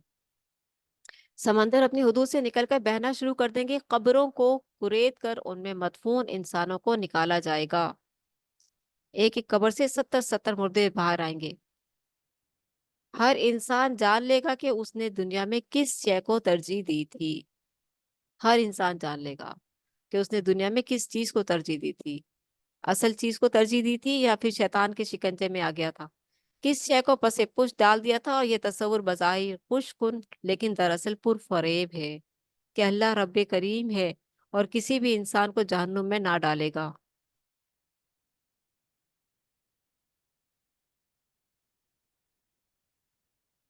ये तस्वुर बज़ाहिर खुशकुन लेकिन दरअसल पुरफरेब है कि अल्लाह रब्बे करीम है और किसी भी इंसान को जहन्नुम में ना डालेगा। ये तो शैतानी है ना, कि जहन्नुम में कोई नहीं जाएगा। अल्लाह ताला तो रऊफुर रहीम है, मैं माफ फरमाने वाला है। लेकिन अल्लाह ताला ने इख्तियार दिया है ना इंसान को, और बता दिया कि सीधा और गलत रास्ता तूने इख्तियार करना है और फिर उसी के मुताबिक तुझे अंजाम भुगतना है। सीधा रास्ता अपनाएगा तो तुझे अच्छा अंजाम मिलेगा। मैंने जन्नत तैयार कर रखी तेरी मेहमानी के लिए। अगर गलत रास्ता इख्तियार करेगा तो फिर उसके लिए जहन्नुम भी तैयार कर रखी है, तेरे इख्तियार में दे दिया है, और तेरी रहनुमाई और रहबरी के लिए आसमान से हिदायतनामा और अंबिया का बंदोबस्त कर दिया है। अब तेरे ऊपर जो हुज्जत तमाम कर दी है। अल्लाह ताला फरमाते हैं, मैंने हमने बंदों पर हुज्जत तमाम कर दी है। अब वो ये नहीं कह सकेगा कि मेरे पास कोई हिदायतनामा नहीं आया था।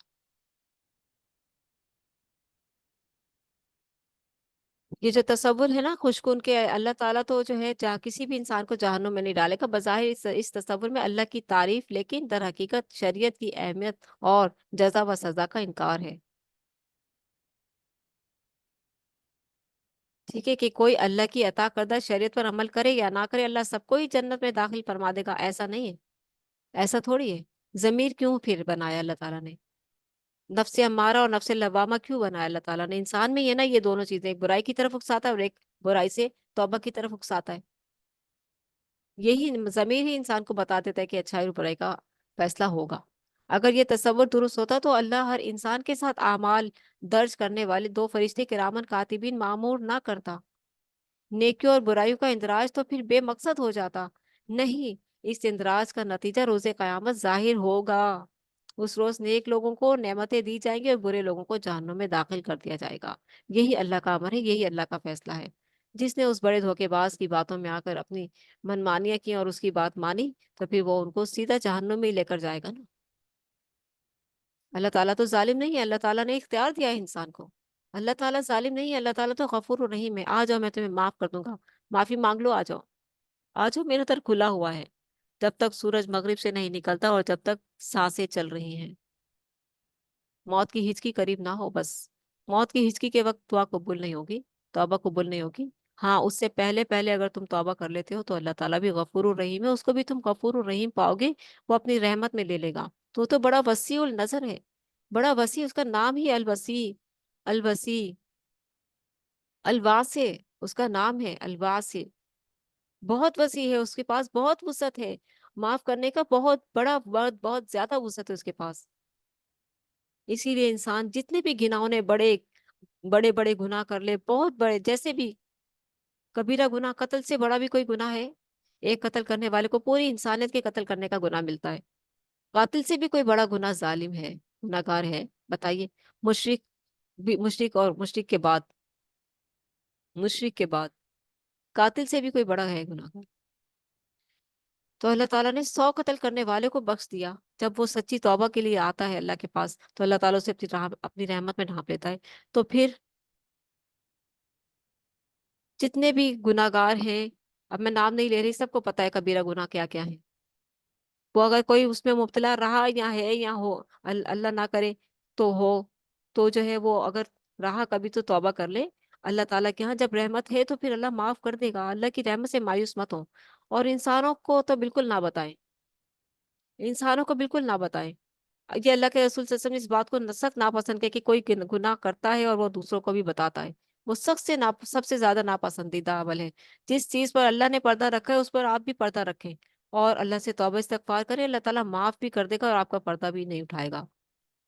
وہ تو اتنا غفور الرحیم ہے، اس کو، وہ حیا دار ہے، وہ رب کریم حیا دار ہے، اسے حیا آتی، انسانوں کو حیا نہیں آتی، انسان بے حیا ہے، وہ بڑا دھوکے باز دشمن ہے نا، شیطان اس کو بے حیا بنا دیتا۔ اس سورہ مبارکہ میں اچھا، سورہ تف تطفیف، متففین ہے اس کا نام، جو ہم پڑھنے جا رہے ہیں، سرکشوں اور نیکوکاروں کا انجام۔ اس سورہ مبارکہ میں ناپ تول میں ڈنڈی مارنے والوں کو بربادی کی وعید سنائی گئی ہے۔ یہ کوئی معمولی گناہ نہیں ہے ناپ تول میں کمی کرنا۔ بہت سے لوگ ناپ تول میں کمی کر کے فخر محسوس کرتے ہیں، یا پھر اپنی چالاکی پہ ہنستے ہیں کہ ہم نے دیکھو کیسے دھوکہ دیا ہے۔ اندر ہی اندر کتنا کما لے گا وہ، کتنا بنا لے گا وہ، ہم کیا موت سے بچ جائے گا؟ اگر اس کی یہ ڈنڈی مارنا اسے موت سے بچا سکتی ہے، کیا اسے موت سے بچا سکتی ہے؟ بتائیے، کیا اس کے وہ بے سکونی سے بچا سکتی ہے؟ جو ایسی حرکتیں کرتے ہیں انہیں سکون نہیں ہے، وہ بہت بے سکونی کی زندگی میں ہوتے ہیں، بظاہر تو انہیں بہت واہ واہ ٹھاٹ بنے پہ ہوتے ہیں، مال بھی بہت ہے، سب کچھ ہے، لیکن وہ سکون میں نہیں ہے۔ آپ دیکھیں نا کہ کتنے ہی لوگ اتنا مال ہونے کے باوجود، اتنے بڑے بڑے گھر، اتنی بڑی بڑی گاڑیاں، اور آمد و رفت باہر، اور سب جگہ جا رہے ہیں، گھوم رہے پھرے، لیکن دل کا سکون نہیں ہے، یا وہ صحت نہیں ہے۔ تو سب سے بڑی نعمت کیا ہے؟ صحت اور دل کا سکون، وہ ختم ہو جاتا ہے ایسی حرکتیں کرنے والوں جو اللہ اور اس کے رسول کے مطیع فرما بردار ہوتے ہیں، انہیں وہ سکون بھی ملتا ہے، اور وہ جو ہے وہ اطمینان بھی نصیب ہوا ہوتا ہے دنیا میں، وہ بڑے مطمئن ہوتے ہیں، بھلے مال ہو یا نہ ہو۔ ناپ تول میں ڈنڈی مارنے والوں کو بربادی کی وعید سنائی گئی، وہ لیتے ہوئے تو ہر شے پوری پوری لیتے ہیں، پیسے تو پورا وصول کرتے ہیں لیکن دیتے ہوئے کمی کرتے ہیں۔ ان کا یہ طرز عمل گواہی دے رہا ہے کہ انہیں آخرت میں جواب دہی کا یقین نہیں ہے۔ جو بھی انسان برائی کرتا ہے اسے آخرت کی فکر نہیں ہے تو کرتا ہے نا، آخرت کے جواب دہی کی فکر نہیں ہے تو کرتا ہے نا، اسے پتہ ہے، اسے یہ یقین ہی نہیں کہ ساری کی ساری چیزیں جو میں حرکتیں کر رہا ہوں، غلط کام کر رہا ہوں، ساری کی ساری ویڈیوز بن رہی ہیں اور اس دن میرے سامنے لے آئی جائیں گی، اور جس سے میں دیکھ کر بھی شرمندہ ہوں گا، تو اس سے بہتر ہے نہ کروں۔ یہ جو حرکتیں کرتے ہیں ان کا یہ طرز عمل گواہی دے رہا ہے کہ انہیں آخرت میں جواب دہی کا یقین نہیں ہے۔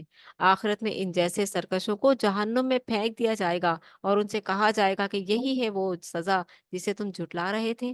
اس کے برعکس نیکوکار جنت میں نعمتوں سے لطف اندوز ہو رہے ہوں گے۔ کتنی بار آئے نا جہنم اور جنت کا ذکر، اما پارا میں، آخری پارے میں پورے مکمل طور پر پالش کیا جا رہا ہے، پورے مکمل طور پر جھنجھوڑا جا رہا ہے، دیکھو آخر میں انجام یہ ہونے والا ہے۔ پورا قرآن پڑھ کر آ گئے ہو نا، اپنے آپ کو کتنا بدلا ہے، کتنا تمہارا عقیدہ درست ہوا ہے، کتنی تمہیں رب کی پہچان ہوئی ہے، کتنا تم نے اپنے آپ کو اللہ وحدہ لا شریک کے لیے کوشش کرنے کے لیے تیار کیا ہے، कितनी तुम्हारे दिल में अल्लाह रब्बुल इज्जत वहदहु ला शरीक की मोहब्बत पैदा हुई है, और कितना डर पैदा हुआ है। उसके सामने खड़े होने की कितनी तैयारी में लग गए हो, उससे मुलाकात की कितनी तमन्ना बड़ी है। हम्म। उससे मुलाकात की तमन्ना कितनी बड़ी है दिल में। कुरान पढ़ा है ना हमने, ये सारा तज़किया हुआ है ना। तज़किया नफ्स होने के बाद अल्लाह की मोहब्बत पड़ती है, अल्लाह की मोहब्बत मिलती है, अल्लाह मिलता है, अल्लाह की मारिफत मिलती है, इखलास मिलता है। अल्लाह तेरी रजा की खातिर, अल्लाह तेरी रजा की खातिर। फिर जब अहकामात पढ़ता है तो अहकामात पर अमल करना शुरू कर देता है। कुरान मजीद में दर्जा बदर्जा अहकामात बढ़ते चले जाते हैं। अब ये करो, अब ये करो, अब ये करो, अब ये करो। आखिरकार अपने मनसब को पहचानो, इल्म हासिल करो और लोगों तक पहुंचाओ, ये जिम्मेदारी तुम्हारी है।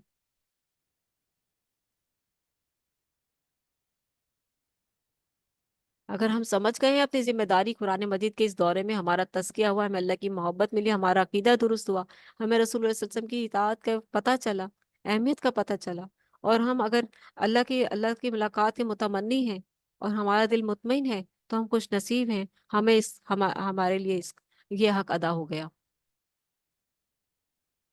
कि हम रब की मुलाकात के मुतमन्नी हैं। और हम हर रोज अल्लाह से यही दुआ करते हैं जो मैंने शुरू में बता दिया, कि ला इलाहा इल्लल्लाह मोहम्मद रसूलुल्लाह पर जमे रहने की दुआ करें हर नमाज में। अल्लाह ताला से अपने अकीदे की दुरुस्तगी की और खात्मा बिल ईमान की हर नमाज में दुआ करें। वो बड़ा धोखेबाज अकीदे में कभी भी खलल डाल सकता है, शैतान। ठीक है।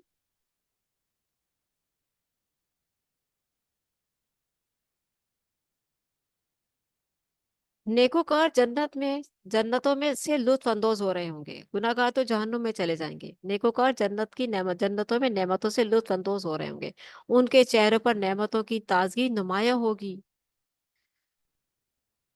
मुकाबला करने वालों को चाहिए कि इन नेमतों के हसूल के लिए नेकियां करके एक दूसरे से आगे निकलें। फस्तबिकुल खैरात, बढ़ते चले जाओ नेकियों में। ये देखो कि वो फुला ने क्या कितने लोगों के में बैठकर दावत दी है, फुला ने कितनी कितनी आयतें याद कर ली, कितनी आयतें सुनाने लग गया है, कितने लोगों को दावत दे रहा है, कितने लोगों का अकीदा दुरुस्त किया है, कितने लोगों को दीन की तरफ ले आया है, कितने लोगों को कुरान पढ़ा रहा है, कितने लोगों के दिल में कुरान की मोहब्बत डाल दी है, कितने लोगों को कितने लोगों के दिलों में अल्लाह की मोहब्बत डाल दी है। ये मुकाबलेबाजियां करें ना। ये मुकाबलेबाजियां क्यों नहीं आती हमें? हमें ये मुकाबलेबाजियां क्यों आती हैं कि फलां ने इतने जोड़े बनाए तो मैं भी इतने बनाऊंगी, फलां ने बाल कटवाए तो मैं भी कटवाऊंगी, फलां ने कलर करवा लिए बालों में तो मैं भी करवाऊंगी। ये बातें आती है सारी, ये दुनियावी चीजों की मुकाबलेबाजियां तो बिल्कुल हकीर है। खत्म हो जाएगा सब कुछ। असल मुकाबला तो ये है, इसमें आगे बढ़ें, इसमें कोशिश करें, इस कोशिश में कामयाब हो जाएं कि मैंने कितना काम किया है, अल्लाह की रजा की खातिर मैं क्या क्या कर रही हूँ। मैं अपने रब की मोहब्बत चाहती हूँ, मैं अपने रब को चाहती हूँ, मैं अपने रब की मोहब्बत के लिए क्या क्या कर रही हूँ, ताकि मेरी और मेरे रब की मोहब्बत बढ़े, ये चाहत बढ़ जाए, इतनी बढ़ जाए कि दिल का इत्मीनान और दुनिया और आखिरत संवर जाए। मेरी दौड़ इस चीज में कितनी है, मैं अल्लाह की बंदों की कितनी खिदमत कर रही हूँ, मैंने अल्लाह की मखलूक में से कितने लोगों को अल्लाह की तरफ बुलाया है, अल्लाह के रसूल सल्लल्लाहु अलैहि वसल्लम की इताअत की तरफ बुलाया है। मैंने कितने लोगों को किया है, फुला ने कितनी कोशिश कर ली है, मैं कितनी कर रही हूँ। सबकी जिम्मेदारी है ना, सबकी जिम्मेदारी है। तभी तो मिलेगी जन्नत की नेमतें।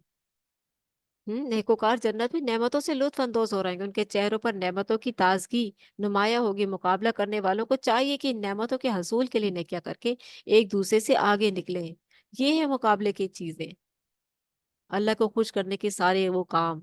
और उन कामों में सबसे ज्यादा बेहतरीन काम इंसानियत की खिदमत है, और इंसानियत में सबसे बड़ी खिदमत इंसानों को अल्लाह की तरफ लाना है, अल्लाह और उसके रसूल की इताअत की तरफ लाना है। ये सबसे बड़ी खिदमत है, सबसे बड़ी खिदमत है जो इंसान को हमें जिम्मेदारी दी गई है।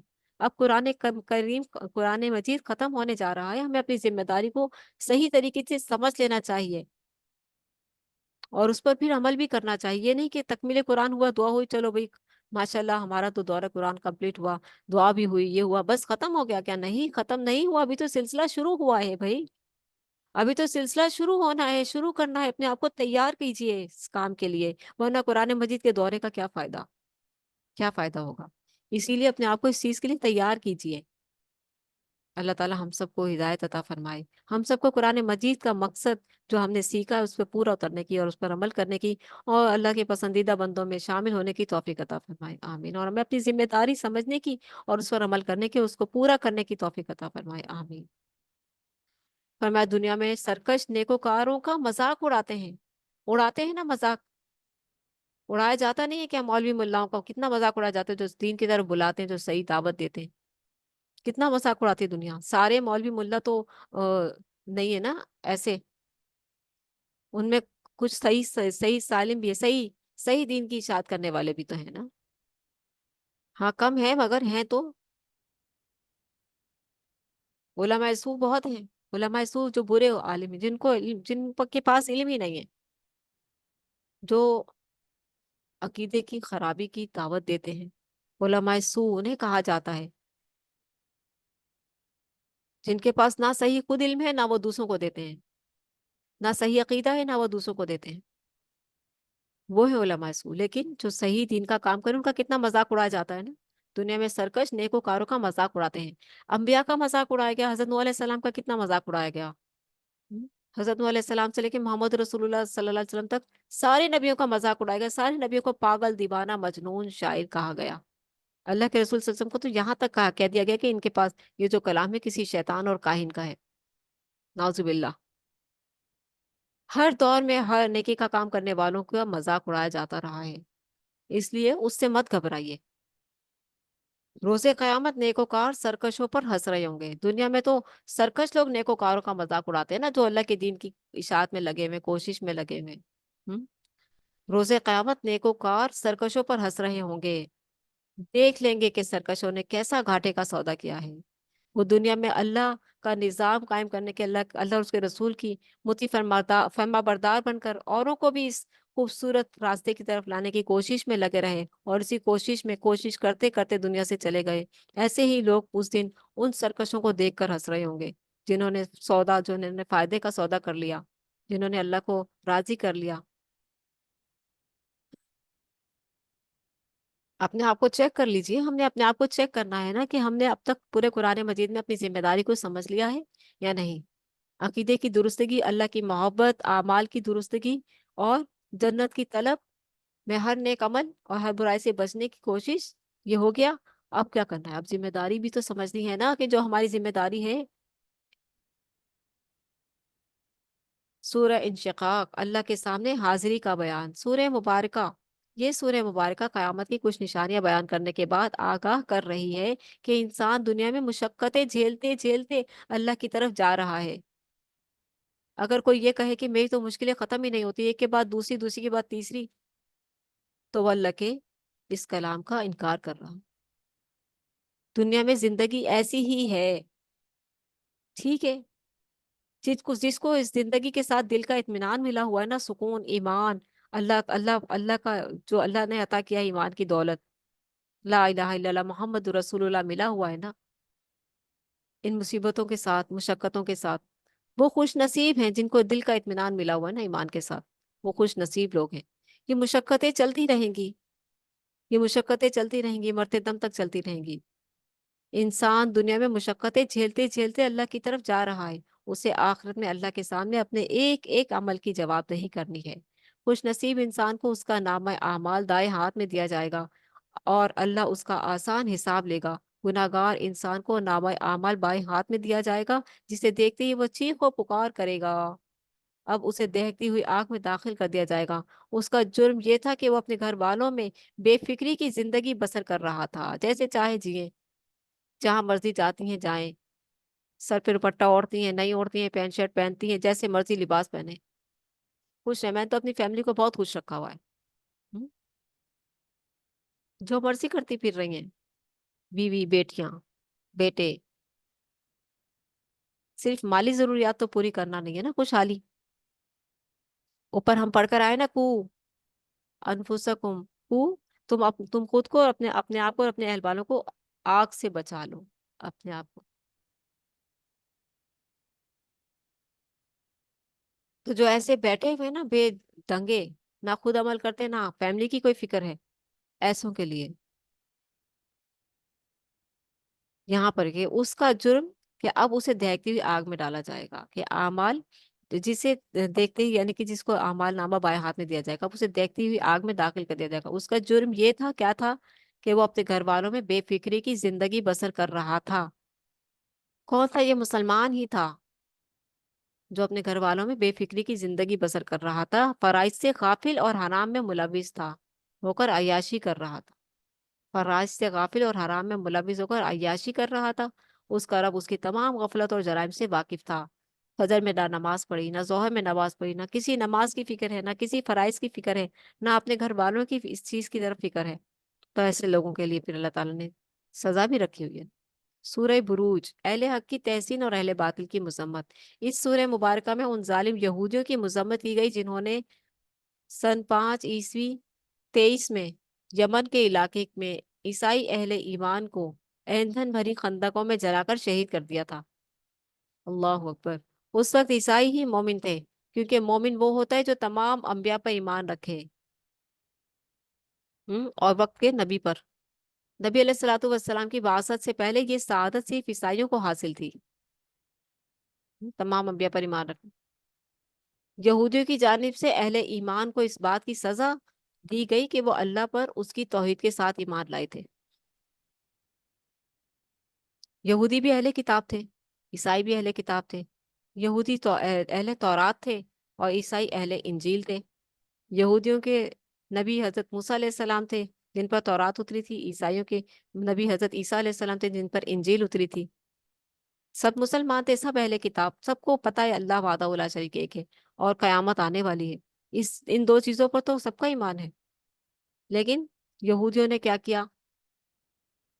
سب نہیں مگر کچھ نے حضرت عزیر کو اللہ کا بیٹا بنا دیا، اور اسی کی طرز کا حضرت عیسائیوں نے بھی ویسا ہی عقیدہ بنا لیا، حضرت عیسیٰ کو بنا دیا انہوں نے۔ لیکن اس وقت جو تھے وہ اہل ایمان تھے، وہ اس عقیدے پر نہیں تھے، جیسے سارے نہ یہودی ہیں اس عقیدے پر، نہ عیسائی ہیں اس عقیدے پر، ٹھیک ہے؟ بہت سے عیسائی صرف اللہ ہی کو اللہ مانتے ہیں، وہ ایسا عقیدہ نہیں بناتے اللہ کے بیٹے والا، نعوذ باللہ، اللہ کی ذات میں شرک نہیں کرتے۔ تو وہ لوگ جو تھے اس وقت کے عیسائی، وہ اسی ایمان پر تھے، انہیں اس ایمان کی وجہ سے خندقوں میں جلا کر راکھ کر دیا گیا۔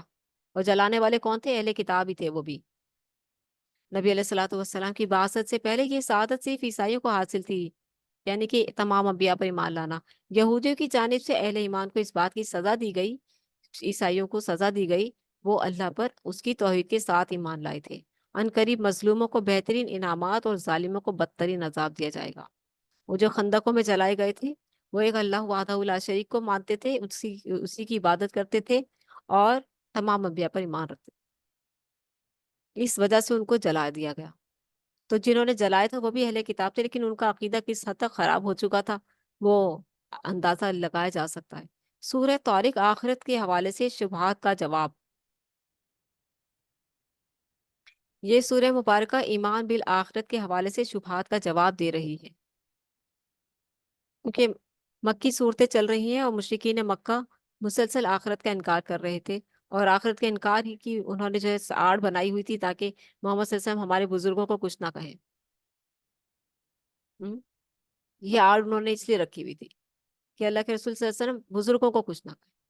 تبھی تو کہتے تھے کچھ عرصے کے لیے آپ ہمارے بزرگوں کو مان لیں تو ہم بھی آپ کی ایک اللہ کی عبادت کریں گے کچھ عرصے تک۔ ایسی ایسی چیزیں لے کر آتے تھے، انہیں اپنے بزرگ اتنے پسند تھے، وہ ان کی ذرا سی بھی وہ نہیں کر سکتے تھے، جیسے آج کے مسلمان اپنے بزرگوں سے ذرا برابر بھی پیچھے نہیں ہٹتے۔ ہم؟ اسی طرح وہ بھی ویسی تھے۔ تو کچھ کچھ کم و بیش تبدیلی ہو سکتی ہے، لیکن عقیدہ ان کا بھی وہی تھا، ان کا بھی وہی ہے۔ جو آج کے مسلمان ہیں نا، جو بہت پہنچے ہوئے ہستیوں کے آستانوں پر جاتے ہیں اور انہیں گھر بیٹھے ہی ان کے نام کی تسبیح کر رہے ہوتے ہیں کہ وہ تو سنتے ہیں۔ اللہ وحدہ لا شریک، وہ اکیلا ایسی ذات ہے، وحدہ لا شریک ہی ایسی ذات ہے جو ہر جس جگہ پر بھی بندہ اسے پکارے وہ سن سکتا ہے اور وہ اس کا جواب دیتا ہے۔ اس کے علاوہ اس کی مخلوق کمزور ہے، وہ ایسا نہیں کر سکتے۔ جو لوگ ایسا کرتے ہیں وہ بہت بڑے خسارے میں ہیں اور بہت بڑے دھوکے میں ہیں۔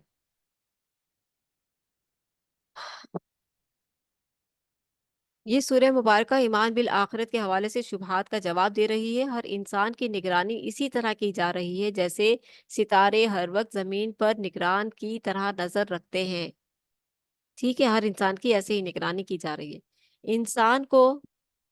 انسان کو دوبارہ اسی طرح زندہ کیا جائے گا جیسے اسے پہلی بار نطفے سے پیدا کیا گیا تھا۔ کوئی چھوٹی بات تو کیا، اللہ انسان کے سینہ میں پوشیدہ رازوں سے بھی واقف ہے۔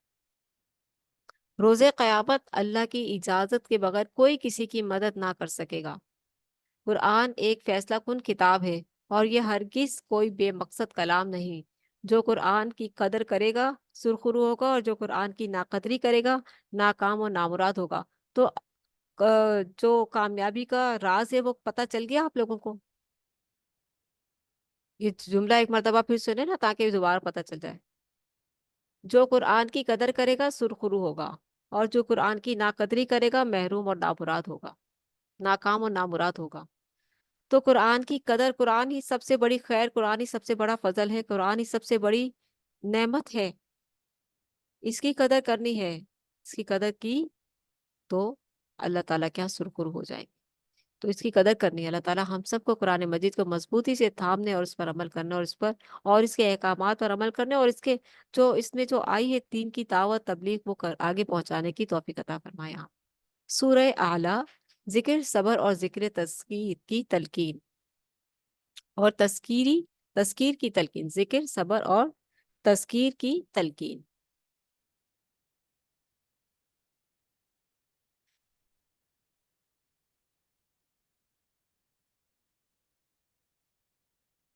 سورت فجر تک انشاءاللہ ہمارا آج کا ہے، یہاں کچھ اور آگے دیکھیں گے۔ سورہ اعلیٰ مکی صورت ہے۔ اس سورہ مبارکہ میں سورہ اعلیٰ جو ہے، نبی علیہ الصلوۃ والسلام جمعے کی جو 2 رکعت نماز پڑھائی جاتی ہے مسجد میں، اس میں پہلی رکعت میں سورہ اعلیٰ اور دوسری میں سورہ الغاشیہ کی تلاوت فرمایا کرتے تھے۔ ذکر صبر اور تذکیر کی تلقین، اس سورہ مبارکہ میں نبی علیہ الصلوۃ والسلام کو تلقین کی گئی کہ اللہ کا ذکر کرتے رہیں، اللہ کا ذکر ہم؟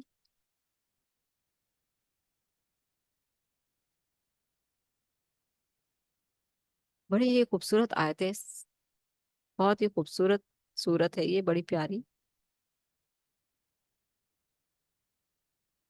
فرمایا سبح اسم ربک الاعلی، سبحان ربی الاعلی الذی قدر فہد، الذی خلق فسوا، والذی قدر فہدا، والذی اخرج المرعى۔ کہ اس سورہ مبارکہ میں نبی علیہ الصلوۃ والسلام کو تلقین کی گئی کہ اللہ کا ذکر کرتے رہیں، صبر کریں اور قرآن کے نزول کے حوالے سے جلدی نہ کریں، جلدی نہ کریں۔ ٹھیک ہے، صبر کریں اور قرآن کے نزول کے حوالے سے جلدی نہ کریں، اللہ کا ذکر کرتے رہیں، صبر کریں، اور قرآن کے نزول کے حوالے سے جلدی نہ کریں۔ یعنی کہ اللہ کے رسول صلی اللہ علیہ وسلم جلدی جلدی زبان حرکت کرنے لگتے تھے اور اس کو یاد کرنے کی کوشش کرتے تھے۔ محبت تھی نا اللہ کے کلام سے، وہی سے آ گئی ہے، وہی جلدی جلدی لے لوں، خیر آ رہی ہے جلدی جلدی لے لوں، اللہ کا فضل اتر رہا ہے جلدی جلدی لے لوں، ہے نا؟ انسان ہے نا، خوش ہو جاتے تھے نا، حشاش بشاش ہو جاتے تھے۔ اتنی خوبصورت چیز تھی آسمان سے وہی اترنا۔ جب اس کی محبت بڑھ گئی تھی نا، جب اس کی لذت ملنے لگی تھی، تو اس کی لذت اتنی خوبصورت تھی، آپ یقین کریں جب ہم کبھی خوبصورت خواب دیکھ لیتے ہیں تو ہمیں دل چاہتا ہے کہ ویسے ہی خوبصورت خواب پھر آئے پھر آئے پھر آئے۔ اللہ کی طرف سے آتے نا خواب، ہمیں اللہ کی قربت کا احساس ہوتا ہے نا ان خوابوں کے ذریعے، اللہ کی محبت کا احساس ہوتا ہے نا ان خوابوں کے ذریعے۔ وہ تو ایک حقیقت تھی، وہی اتر رہی، میرا رب مجھ سے کلام کر رہا ہے، اتنی پیاری باتیں کر رہا ہے میرا رب۔ جب اللہ کے رسول صلی اللہ علیہ وسلم کو اللہ تعالیٰ کہتے تھے نا، آپ اخلاق اعلیٰ ترین مقام پر ہیں میرے حبیب، آپ مجنون نہیں ہیں میرے حبیب، آپ اپنا صحیح حق ادا کر رہے ہیں میرے حبیب، آپ اپنی ذمہ داری پوری طرح نبھا رہے ہیں میرے حبیب۔ جب ایسی باتیں آتی تھی نا تو اللہ کے رسول صلی اللہ علیہ وسلم خوش ہو جاتے تھے کہ اب میرے رب کی طرف سے کون سی خوشخبری آئے گی، اب میرے رب کی طرف سے کون سی بات آ رہی ہے۔ تڑپ ہوتی تھی، طلب ہوتی تھی، تمنا ہوتی تھی۔ یہ وہ اللہ تعالیٰ جانتے ہیں، اللہ تعالیٰ بھی محبت میں کہہ رہے ہیں کہ نبی کریم صلی اللہ علیہ وسلم کو تلقین کی کہ اللہ کا ذکر کرتے نا، کہ اللہ کے رسول نہیں کرتے تھے ذکر اللہ کا جتنا اللہ کے رسول کرتے تھے، کوئی کرتا تھا؟ پھر بھی اللہ تعالیٰ کہتے ہیں اتنے پیارے حبیب کو محبت ہے نا، محبت اللہ بھی محبت میں کہہ رہا ہے، اللہ کے رسول بھی محبت میں جلدی کر رہے ہیں۔ اس کو کہتے ہیں محبت، اس کو کہتے ہیں خوبصورت تعلق، اس کو کہتے ہیں زبردست کہ رب تو نچھاور کر ہی رہا ہے، بندہ بھی اس نچھاور کرنے والے پر جو ہے نثار ہو رہا ہے۔ ایسی محبت، زبردست محبت، کیا ہمارا تعلق بھی ہے اپنے رب سے ایسا؟ جیسے میں نے خوابوں کی مثال بتائی کہ جب ہمیں کوئی اچھا خواب آتا ہے تو ہم ویسے ہی خواب دوبارہ دیکھنا چاہتے ہیں کہ اللہ تعالیٰ کی طرف سے ہے۔ اللہ تعالیٰ کتنا قریب ہے، کتنا پیارا ہے، کتنی پیاری چیزیں ہمیں دکھاتا ہے، کتنی خوشی کی چیزیں ہمیں دکھاتا ہے خواب کے ذریعے۔ وہ ہمارے کتنے قریب ہیں، ہم ان خوابوں سے ہی خوش ہو جاتے ہیں، کیونکہ ہم تو نہیں ہیں نا، ہم تو عام انسان ہیں نا۔ کہ نبی علیہ الصلوۃ والسلام کو اللہ تعالیٰ محبت میں کہہ رہے ہیں کہ اللہ کا ذکر کرتے رہیں، صبر کریں میرے حبیب، اور قرآن کے نزول کے حوالے سے جلدی نہ کریں، لوگوں کو آخرت کی یاد دہانی کراتے رہیں۔ آخرت کی یاد دہانی، ہر رسول نے آخرت کی یاد دہانی کرائی ہے، اور اس کے لیے اپنی تیاری کرنے کو کہا کہ دیکھو ایک اللہ پر ایمان لے آؤ، اور آخرت آنے والی ہے، اس دن اللہ کے حضور کھڑے ہونا ہے اور جواب دینا، اس کے لیے کچھ تیاری کر لو۔ یہی تو ہے دنیا میں آنے کا مقصد، اور کیا ہے؟ لوگوں کو آخرت کی یاد دہانی کراتے رہیے میرے حبیب۔ جس شخص کے دل میں خوف خدا ہوگا وہ یاد دہانی سے اصلاح کر لے گا۔ یہ یاد دہانی ہی تو ہوتی ہے نبیوں کی، موٹیویٹ کرتے ہیں، یاد دہانی کرواتے ہیں، بار بار ڈراتے ہیں آخرت سے، اور پھر وہ بندہ جب سیدھے راستے پر آ جاتا ہے تو کندن بن جاتا ہے، نکھر جاتا ہے، رب کا پیارا بن جاتا ہے۔ جس شخص کے دل میں خوف خدا ہوگا وہ یاد دہانی سے اصلاح کر لے گا۔ بڑا ہی بدبخت ہے وہ بد نصیب جو یاد دہانی سے فائدہ نہیں اٹھاتا۔ ایسے لوگ ایک بڑی آگ کا ایندھن بنیں گے، جس میں نہ مر سکیں گے، نہ ہی زندوں میں شمار ہوں گے۔ آخرت میں ابدی کامیابی اسے ملے گی جس نے اپنے نفس کو دنیا کی محبت سے پاک رکھا۔ ہم؟ آخرت میں کامیابی کس کو ملے گی؟ جس نے اپنے نفس کو پاک رکھا۔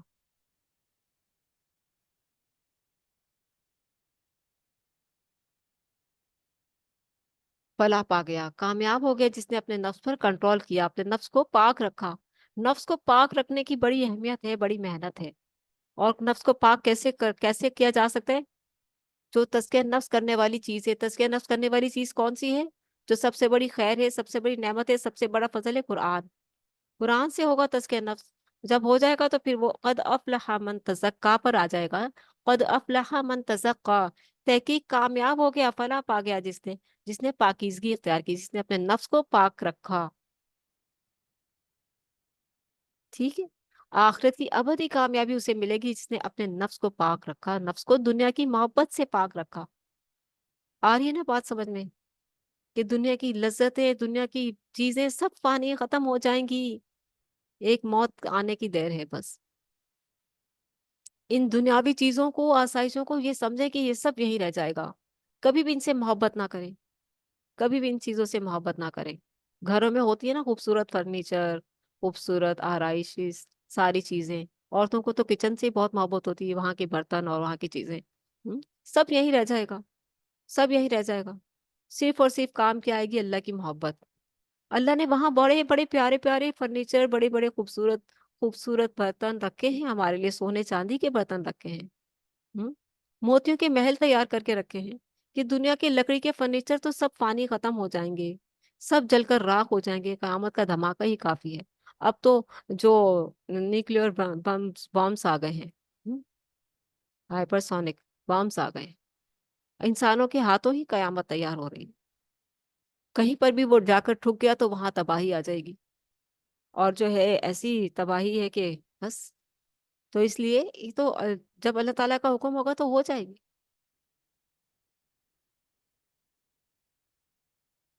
اللہ اکبر۔ کامیاب کون ہے؟ کامیاب یہ دیکھ لیں بس، کہ آخرت میں ابدی کامیابی اسے ملے گی جس نے اپنے نفس کو دنیا کی محبت سے پاک رکھا، اللہ کا ذکر کرتا رہا، اور نمازیں ادا کرتا رہا، اور اس کے ساتھ اپنی ذمہ داری کو بھی سمجھا۔ المیہ یہ ہے کہ انسانوں کی اکثریت دنیا کی عارضی اور گھٹیا لذتوں کو ترجیح دیتی ہے، حالانکہ آخرت کی نعمتیں اعلیٰ اور دائمی ہیں۔ اگر ہم آخرت کے جنت کے باغات، جنت کی خوبصورتی جو قرآن مجید سے ہمیں جھلکیاں نظر دکھائی جاتی ہیں، ان پر فوکس کر لیں تو ہماری تمنا ان کی طرف بڑھتی جائے، ان کو یاد رکھیں، ان سے محبت کریں، ان کے پانے کے لیے تیاری کریں، اور جو ہے کوشش کرنے میں لگ جائیں گے تو دل کا سکون بھی بڑھتا جائے گا، اور جو ہے خوشو خضو بھی بڑھتا جائے گا، رب کی محبت بھی بڑھتی جائے گی، تزکیہ بھی ہوتا چلا جائے گا، قد افلح من تزکا ہو جائے گا، اور جو ہے انسان آخر مرنے کے بعد کامیاب ہو جائے گا، جیسے کہ ابھی ہم سورۃ فجر میں پڑھنے جا رہے ہیں، سورۃ الغاشیہ کے بعد انشاءاللہ۔ سورہ غاشیہ توحید اور آخرت کی یاد دہانی۔ اس سورہ مبارکہ میں ارشاد ہوا کہ روز قیامت، قیامت کا کتنا ذکر آیا ہے نا، آپ دیکھیں، روز قیامت مجرموں کے چہرے ذلت کے مارے جھکے ہوئے ہوں گے۔ کس کس طرح سے ذکر کرتا نا اللہ تعالیٰ مجرموں کا، پھر ہمیں خوف آتا ہے کہ یا اللہ ایسے مجرموں میں کہیں ہمارا شمار نہ ہو، یا اللہ ہمیں بچا کے رکھنا، یا اللہ ہمیں سیدھی راہ کی ہدایت عطا فرما۔ جب ہم یہ پڑھتے تو ہمیں دعائیں کرتے ہیں نا، یہ دعائیں ہی تو کرواتے ہیں یہ قرآن ہم سے۔ قرآن ہمارے لیے بہت بڑی خیر ہے، جب ہم ایسی چیزیں پڑھتے تو ہم اللہ تعالیٰ سے پناہ مانگتے، جب ہم جنت کا ذکر پڑھتے تو اللہ تعالیٰ سے اس کی تمنا کرتے ہیں، ہے نا، اور ہمارا ایمان بڑھتا ہے نا اللہ تعالیٰ پر، اللہ تعالیٰ سے، کیونکہ اللہ سے ہی تو امید ہے، اللہ وحدہ لا شریک ہی سے تو امید ہے۔ ایمان بڑھتا ہے، آخرت پر ایمان بڑھتا ہے، روز قیامت کی سزا جزا پر ایمان بڑھتا ہے، اور جنت کی تمنا ہوتی ہے، اللہ سے ملاقات کی تمنا بڑھتی ہے۔ اس سورہ مبارکہ میں ارشاد ہے کہ روز قیامت مجرموں کے چہرے ذلت کے مارے جھکے ہوئے ہوں گے، پھر یہ بدنصیب چہرے چہرے جہنم کی دیکھتی ہوئی آگ میں داخل ہوں گے، پھر یہ بدنصیب چہرے جہنم کی دیکھتی ہوئی آگ میں داخل ہوں گے۔ اللہ اکبر! انسان کے جسم میں چہرہ سب سے زیادہ اونچائی پر ہے نا، ہم؟ چہرے سے ہی پرسنالٹی کا پتہ چلتا ہے۔ چہرہ وہ ہے جسے اللہ نے خود اپنے ہاتھوں سے بنایا ہے، انسان کو اشرف المخلوقات بنایا، پھر اس میں وہ پیشانی رکھتی جو صرف اپنے ہی آگے جھکنے کے لیے بنائی ہے، جو نہیں جھکتی، تو پھر ایسے ہی یہ بدنصیب چہرے جہنم کی دیکھتی ہوئی آگ میں داخل ہوں گے۔ وہاں ان کا مشروب کھولتا ہوا پانی اور غذا کانٹے دار جھاڑی ہوگی، کانٹے دار جھاڑی، زقوم کا درخت، کانٹے دار جھاڑیاں ہوں گی، وہ چبائی نہیں چبیں گی، منہ زخمی کر دے گا، منہ سے خون رسے گا، ایسا کھانا وہاں ملے گا، کھولتا ہوا پانی اوپر سے ڈالا جائے گا، پینے کو بھی ملے گا، چہروں پر بھی ڈالا جائے گا، کتنا خوفناک منظر ہوگا نا، اللہ اکبر، نعوذ باللہ۔ اس روز نیکوکاروں کے چہرے روشن اور دمکتے ہوئے ہوں گے۔ دو ہی ہے نا انجام، یا تو دہکتی ہوئی آگ اور کھولتا ہوا پانی اور کانٹے دار جھاڑی غذا میں، یا پھر اس روز نیکوکاروں کے چہرے روشن اور دمکتے ہوئے ہوں گے، وہ دنیا میں کی گئی اپنی محنتوں پر مطمئن ہوں گے، پھر وہ جنت کی دائمی نعمتوں سے سرفراز ہوں گے۔ انسان کو چاہیے کہ دیکھے اونٹ کو، جیسے اللہ نے صحرائی سفر کے لیے کتنا موزوں بنایا ہے، اللہ تعالیٰ اپنی نعمتوں کی طرف توجہ دلاتا ہے نا، دیکھو تو صحیح، ہم، کہ اللہ تعالیٰ نے کس طرح سے اونٹ کو بلند و بالا بنایا ہے، کیسے صحرا میں بھاگتا پھرتا ہے، کیسے کیسے وہ صحرا والوں کے لیے سفر، جو ہے دور دراز کے سفر کے لیے وہ ذریعہ بنتا ہے۔ کیا تم نے دیکھا نہیں اس کی بلندی کو؟ کیا تم نے دیکھا نہیں اس کی جو زبردست اس کا کام ہے؟ فرمایا افلا ینظرون الی الابل کیف خلقت، کیا وہ اونٹ کی طرف نہیں دیکھتی کہ وہ کس طرح کا پیدا کیا گیا ہے، اس کی تخلیق، اس کی ساخت، و الی السماء کیف رفعت، اور آسمان کی طرف کہ کیسے بلند کیا گیا؟ کیا وہ ان چیزوں سے صرف فائدہ اٹھاتے رہیں گے اور اس عطا کرنے والے کو نہیں یاد کریں گے کہ جس نے ان کو بنایا ہے ان کے فائدے کے لیے، وہ کون ہے اس خوبصورت ذات؟ کہ انسان کو چاہیے کہ دیکھے اونٹ کو جسے اللہ نے صحرائی سفر کے لیے کیسے کتنا موزوں بنایا ہے، آسمان کو جسے اللہ نے کس طرح بلند کر دیا ہے، پہاڑ کو جسے اللہ نے زمین میں کیسے گاڑ دیا ہے، اور زمین کو جسے اللہ نے کیسے بچھا دیا ہے۔ نبی علیہ الصلوۃ والسلام کو تلقین کی گئی کہ وہ مظاہر قدرت کے ذریعے اللہ کی معرفت کی یاد دہانی کراتے رہیں۔ اللہ کی یاد دہانی کی چیزیں ہیں یہ، کہ جو زبردست کاریگری کرنے والا ہے وہ کون ہے، وہ کون زبردست ہے جس نے اتنی زبردست کاریگری کی ہے، جس نے یہ ساری چیزیں بنائی ہیں، وہ کون ہے خوبصورت ذات، وہ خود کتنا خوبصورت ہے۔ یہی باتیں تو معرفت الہی کی طرف لے جاتی ہیں، یہ یاد دہانی۔ ان کی ذمہ داری صرف یاد دہانی کرانا ہی ہے، کن کی؟ محمد رسول اللہ صلی اللہ علیہ وسلم کی، کہ نبی علیہ الصلوۃ والسلام کو تلقین کی گئی کہ وہ مظاہر قدرت کے ذریعے اللہ کی معرفت کی یاد دہانی کراتے رہے، مظاہر قدرت کے ذریعے۔ ان کی ذمہ داری صرف یاد دہانی کرانا ہی ہے۔ جسے معرفت الہی حاصل ہو گئی وہ خوش نصیب ہے۔ معرفت الہی حاصل کرنے کا ذریعہ یہ اللہ تعالیٰ کی عطا کی ہوئی پوری کائنات کی کسی بھی چیز پہ غور و فکر کر لیں۔ آسمان پہ، سورج پر، چاند پر، ستاروں پر، بارش پر، بادلوں پر، ہوا پر، پرندوں پر، زمین میں سمندر، پہاڑ، باغات، چرند پرند، انسان، یہ سب چیزیں کس نے بنائی ہیں؟ اس کی معرفت مل جائے گی جب غور و فکر کریں گے تو۔ ہم؟ جس سے معرفت الہی حاصل ہو گئی وہ خوش نصیب ہے۔ جس نے یاد دہانی سے جس نے یاد دہانی سے رخ پھیر لیا تو اللہ اسے بہت بڑے عذاب سے دوچار کرے گا۔ انہیں بالآخر اللہ کی عدالت میں پیش ہونا ہے اور پھر اللہ ہی نے ان سے حساب لینا ہے۔ سورہ فجر، دنیا پرستوں کی شدید مذمت۔ سورہ فجر کی ابتدا میں ایسے اوقات کا بیان ہے جن میں اللہ کی طرف سے روحانی فیوز و برکات عام ہوتے ہیں۔ نام بھی فجر ہے۔ اور ان اوقات کا ذکر بھی ہے کہ اور تھوڑی سی عبادت کا کثیر ثواب حاصل ہوتا ہے۔ یہ کون سے اوقات ہیں؟ اللہ تعالیٰ نے اللہ تعالیٰ سے روحانی فیوز و برکات عام ہوتے ہیں ان جو اوقات ہیں ان میں، اور تھوڑی سی عبادت کا کثیر ثواب حاصل ہوتا ہے۔ ان اوقات میں فجر کا وقت، ذوالحجہ کے ابتدائی 10 دن، 10 راتیں، ذوالحجہ کی ابتدائی 10 راتیں، 10 دن اور راتیں ساری، ٹھیک ہے۔ رمضان کا آخری عشرہ اور رات کا آخری پہر شامل ہے۔ فجر کا وقت بہت قیمتی وقت ہے، بہت پیارے سے کبھی ضائع نہ کریں۔ اور پھر ذی الحجہ کے ابتدائی 10 دن، 10 راتیں، 10 دن یہاں پر ذی الحجہ کے 10 دن اور رمضان کی آخری 10 راتیں، ٹھیک ہے۔ یہاں پر 10 راتیں لکھ دیا ہے، 10 دن ہے ذی الحجہ کے، جس میں رسول اللہ صلی اللہ علیہ وسلم روزہ رکھنا پسند فرماتے تھے، اور آپ صلی اللہ علیہ وسلم لازمی روزہ رکھتے تھے۔ ذی الحجہ کا چاند نظر آیا آج، اگلے دن روزہ ہے۔ اور پھر حج بھی آتا ہے نا اس میں، 10ویں دن عید ہوتی ہے نا، تو نو نو جو روزے ہیں وہ بڑے قیمتی روزے ہیں۔ اور 9 عرفہ کا روزہ جس 9 عرفہ کے روزے کی بہت فضیلت آئی ہے، بہت فضیلت آئی ہے۔ جو حاجی ہیں وہ تو روزہ نہیں رکھیں گے، وہ تو حج کریں گے، ان کو اسی کا ہی بڑا اجر ہے، لیکن جو حاجی نہیں ہے وہ 9 عرفہ کا روزہ رکھیں۔ پاکستان اور سعودیہ میں جو فرق آ جاتا ہے 8 اور 9 تاریخ کا، تو 8 کو بھی رکھ لیں، 9 کا بھی، کیونکہ پہلی تاریخ سے ہی رکھنے کا حکم ہے۔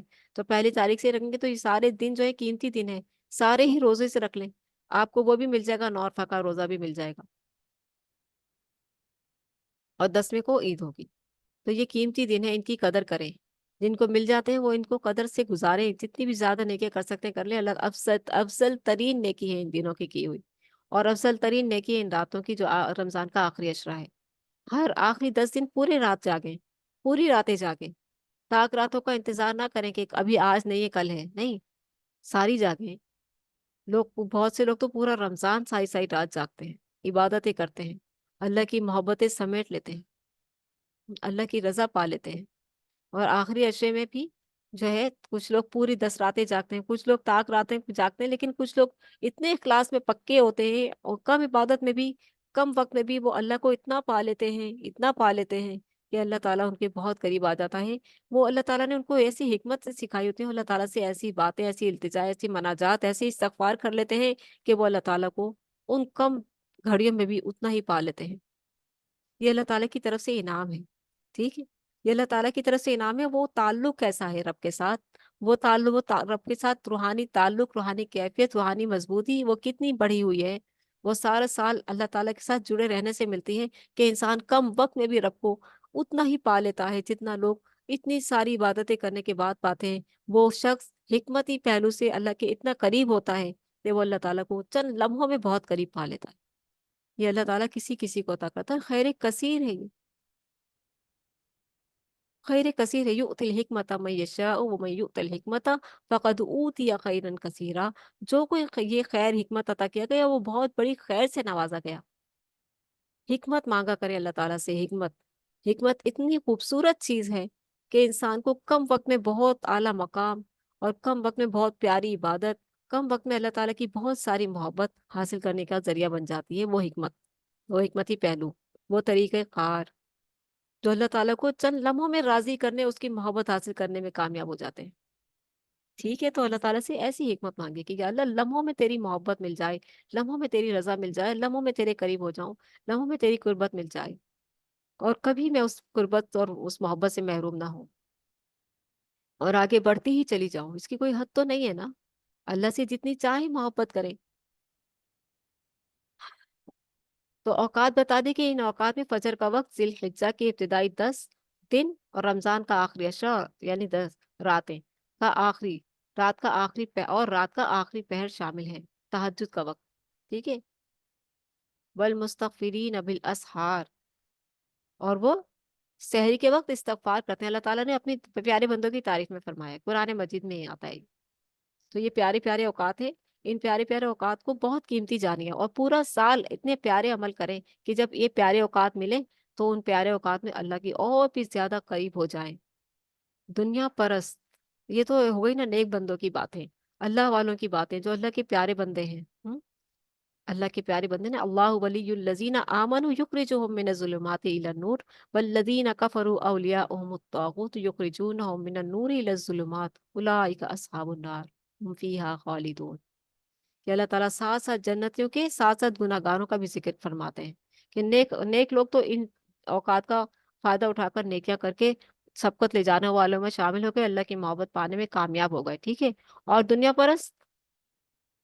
پرست روحانی نعمتوں کے بجائے مادی نعمتوں کو ترجیح دیتے ہیں، یہ بزنس، وہ کام، وہ چیز، وہ یہ حاصل ہو جائے، وہ حاصل ہو جائے، یہ فائدہ، وہ فائدہ، جو سب کا سب دنیا میں فنا ہو جائے گا۔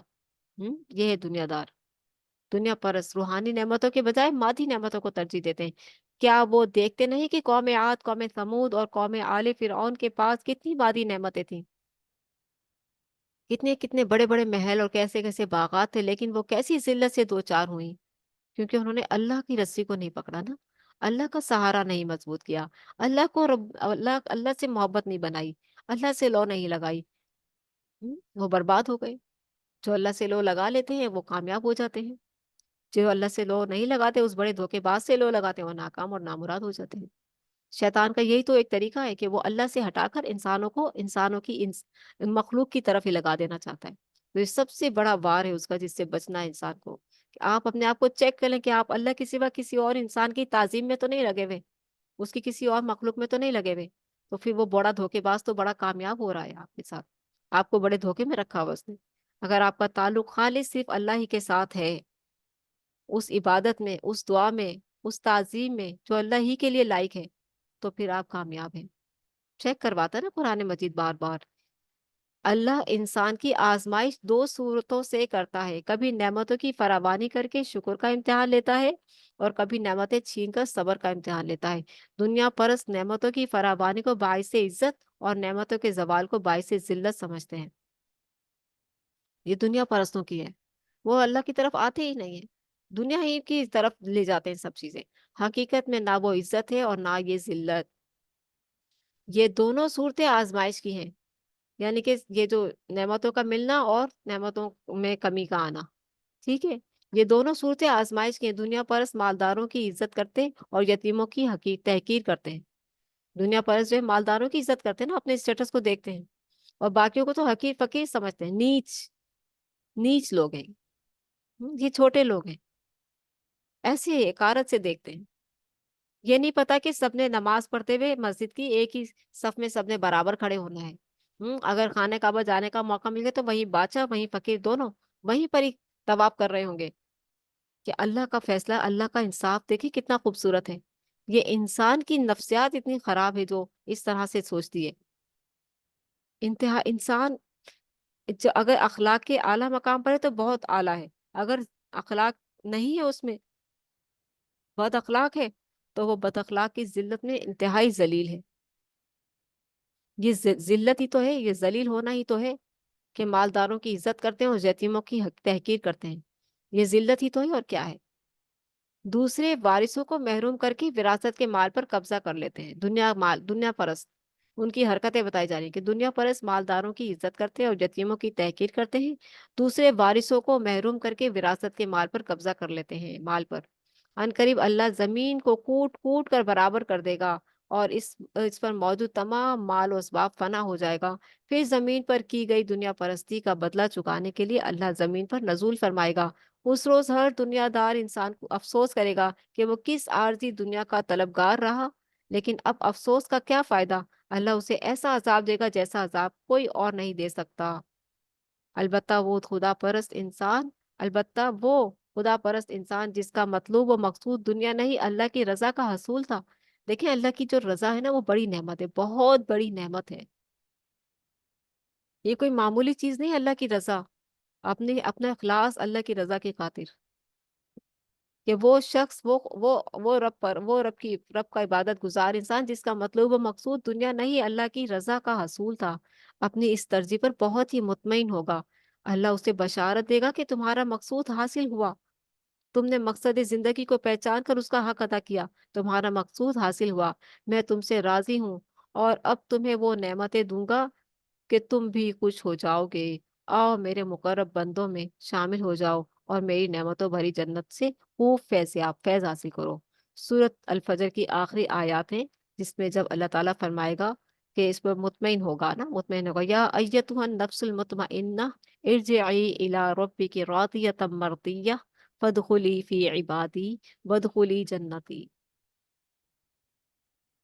یہ ہوگی کامیابی اس دن انشاءاللہ۔ آج جو ہے ہمارا سلسلہ سورت فجر تک کا تھا، پارٹ 1 میں، اما پارا 30واں پارا آج ہم جو ہے یہیں پر ہی روکتے ہیں۔ انشاءاللہ کل جمعہ مبارک والے دن آگے سے اس کو لے کر چلیں گے سورت البلد سے انشاءاللہ، اور پھر تکمیل تک پہنچیں گے اللہ کی مدد کے ساتھ، اور پھر اللہ سبحانہ تعالیٰ سے دعائیں فریاد کریں گے، اللہ تعالیٰ ہماری دعاؤں کو قبول فرمائے۔ یا حی یا قیوم یا حی یا قیوم یا حی یا قیوم برحمتک استغیث اللہم صلی علی محمد وعلی آل محمد کما صلیت علی ابراہیم وعلی آل ابراہیم انک حمید مجید اللہم بارک علی محمد وعلی آل محمد کما بارکت علی ابراہیم وعلی آل ابراہیم انک حمید مجید۔ اے اللہ، آپ کا پاک کلام ہر نقص سے پاک ہے، بہت خوبصورت کلام ہے اور ہر نقص سے پاک ہے یا الہی۔ جو بھی غلطی ہے وہ ہماری ہوئی، اگر ہم سے کوئی غلطی ہوئی تو ہمیں معاف فرما دیجیے، ہماری غلطیوں سے درگزر فرمائیے، اور ہمیں اپنے پاک کلام کا صحیح حق ادا کرنے کی توفیق عطا فرمائیے۔ ہم آپ سے بہت محبت کرتے ہیں یا الہی، ہماری اس محبت کو بڑھا دیجیے، ہمیں اپنی محبت عطا فرما دیجیے، ہمیں اپنی رضا عطا فرما دیجیے، اور ہماری اس کوشش کو اپنی بارگاہ میں قبول اور منظور فرما لیجیے، آمین۔